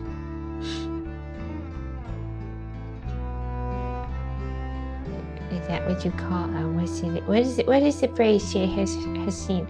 Deprogramming? Something like that, yes.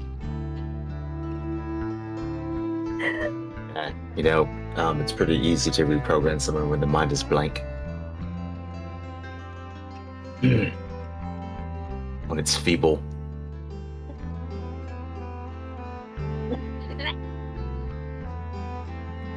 I Sorry. found it. Not exactly that, but it's still the right chart.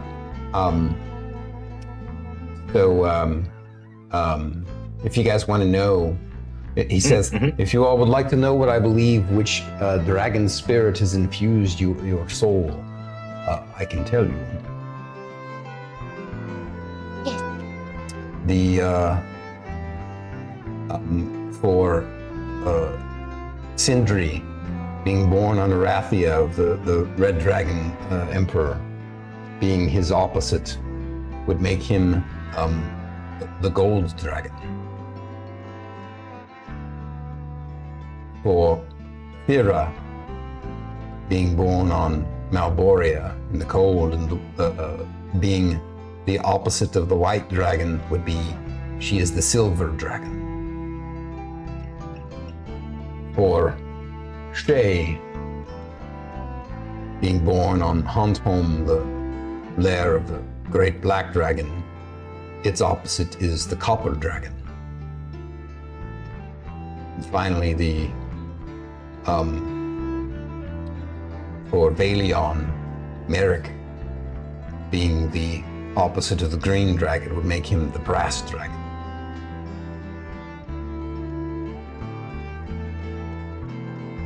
For whatever reason, I don't think there was a fifth. Maybe that has something to do with, maybe there was a fifth, maybe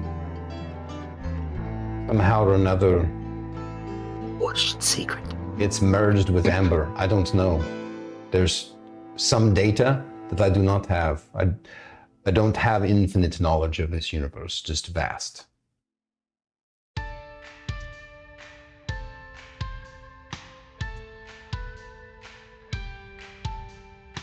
They picked up Milo. Are you her opposite?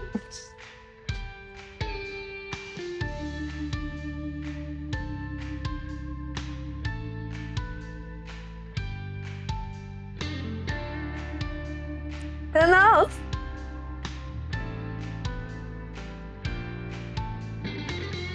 So what is... So all of these other planets, all of Progentica, Maboria, they are expected to be okay after all of this, correct? The intent is that they will be able to govern themselves without the tyrant ruling over them. They will be able to find peace and share the materials and gain in the sharing of those materials as they see fit, instead of the dragons hoarding the wealth, the power.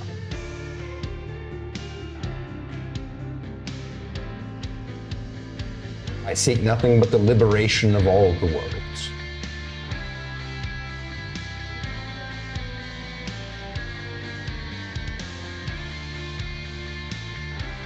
Do you make of all of this, Grimday? You've been awfully quiet. Yeah, well, he shared a lot of this with me. And at first I thought he was nuts. But having met Alonzo over here, Ardor, sorry, and of course, You already know Mr. Connor. yeah, Connor, you and I are gonna have some talks later. He's like, Speaking of that, oh, sorry, carry on. That's all right. He says, basically, to answer your question, I can't help but buy into it now. And it means I'm going to have a lot of freaking work ahead of me if we can accomplish all this. But we're going to do our best. And I'm confident with the team that he's talking about that we can assault the headquarters on Progentica of all the Omega Corps and drive them to ground.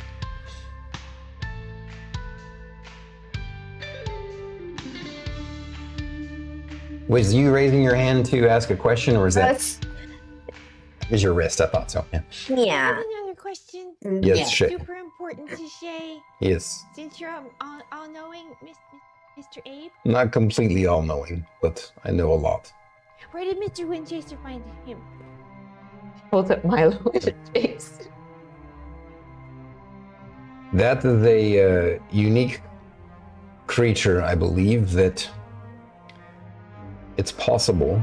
I don't know for sure, but I know that Mr. Windchaser was one of the few realm runners from the past who had reached enough power that he no longer was bound by the time limits of the realm running. But around the same time, he unfortunately lost his mind.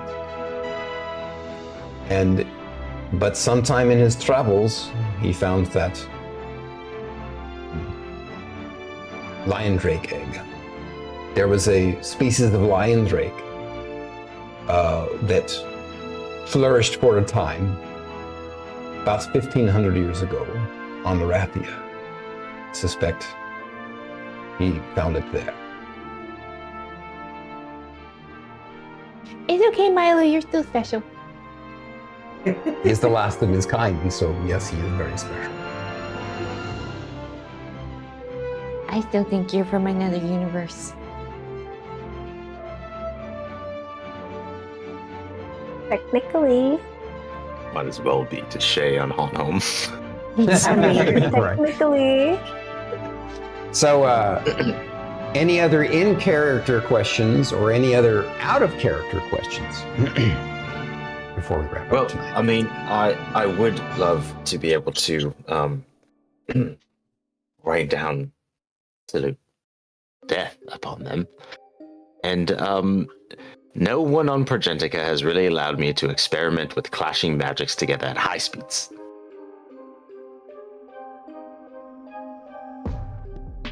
So no other questions. We don't have time. He wants to know if he can experiment with very dangerous magics here with Sindri. He says, they're evil I can and arrange a masterminds." facility for that, yes. They have been trying to make plasma for a very long time. They've been trying to I make have lots of ideas. stuff for a very long time. Yes, That is very true. that's another one. That's why there's like 7 med kits in their little experimentation room. Well, he says, you have a week. I will provide you with whatever it is you need. Also, as I indicated earlier, I've bought out the entire inventory of the baker. So You finally get Anything your that- awful sword, he Merrik. might have that you want, I will provide to you. What does he have? Or what did he have that you have now acquired? I will show you the inventory. Out of character, I'll And the give you guys list. an inventory. Yeah. Although you might just think about like what you think What you would want. be something that would Yeah. improve what you already have, because you guys have some pretty that- badass gear. Yeah. Sword still available to Merrick? What was that? The Vorpal sword? Oh yeah.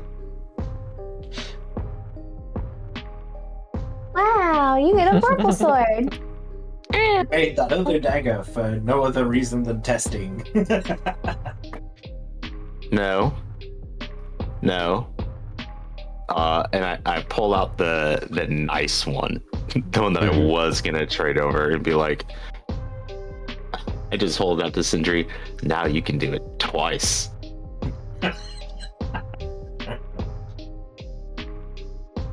So that'd be handy. And I'll look at I'll look at Abernathy and go, what do you think? And I'll actually, before I hand it to Sindri, I'll just slide it across the table to him. He telekinetically, picks it up and spins it around and says, "This is incredible work. You all have come a long way, not only as warriors, but as craftsmen as well." And he floats it back to you. And I'll just casually hand it to Sindri like it's another thing. Mhm.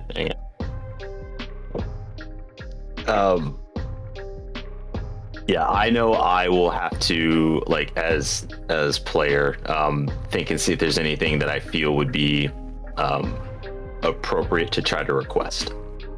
Sure. It could be something simple like, for example, if you guys have rings of protection +2, bump them up to a +3, or a cloak of protection or whatever. Like, it could be something simple like that, or it could be, like anything. Like, ask and I'll tell you if he got it from the inventory. Okay. Seriously, look at I'll have to think all on of the that. items. Yeah. He's gonna have very rare and legendary items. No artifacts, but legendary items will be on that list. So he might have like a rapier of +20 against dragons. No. That would be an artifact. I mean, I imagine, all jokes aside, you wouldn't have, like, darts of dragon slaying. I mean, that's too on the nose. I don't think anyone would be dumb enough to try to make any of that. Right. And if they did, the dragon CEOs would have. They'd have it. Yeah. Yep. Yeah. Oh. I look at Grimbane and go, well, I know you and Kana have some woods to be had. And to that notion, I look at the Deathstalker and be like, and you and I have a score to settle as well. Ardor says, "As you wish." To be fair, I understand that at this point now you're all trying to help us. However, in the moment, the reason why I'm so pissed off is because of how you made me feel. So, either I'm going to get my ass kicked or not, but I'm just going to get it out of my system. Are you okay with that? I'm not trying to kill you. He's all like, after this meeting is commenced, we can gladly go and spar if you wish. Thank you. I'll observe.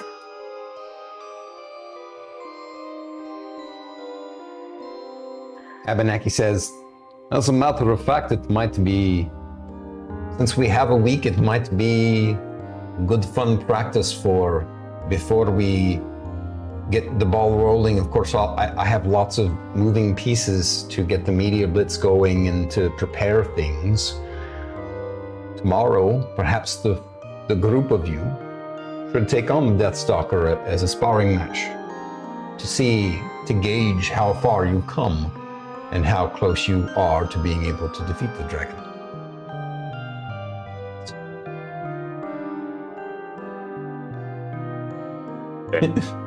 Yeah, sorry, I didn't finish my sentence for some reason. It just stopped there. Dragon, the dragons. Story time. And all right. Anything else from you guys? Any other questions in character or out of character? There's so much. I'm probably not gonna have anything really until like next week. after, I talk her ear off about it. Yeah, he's gonna literally talk to me for the next 2 hours about this. Well, write down any questions that you have, so you don't forget them. And I intend that you guys like the direction that I went with things, and that it's both surprising, but also in some ways not. Like, I wanted it to be stuff that I'm shocked that I'm shocked. Kind of vibe, yeah. Yeah, you're like, of course. Why am I surprised? I shouldn't be. It all makes sense. Looking at the Deathstalker, you're really the biggest shock out of all of this, to be honest. Yes, Jay was very surprised that Mr. Ardor, she looks at everybody, Mr. Ardor has a name. Yes, I have. It took me quite a bit of time to purge him from the records of the past. But since he was the first, there wasn't a lot of records kept at that time anyway. So, We did find that poem about him. yes, you all were quite resourceful. That spell that you crafted or found, I don't remember. The legend lore, quite impressive. Whatever you did, Sindri, quite impressive.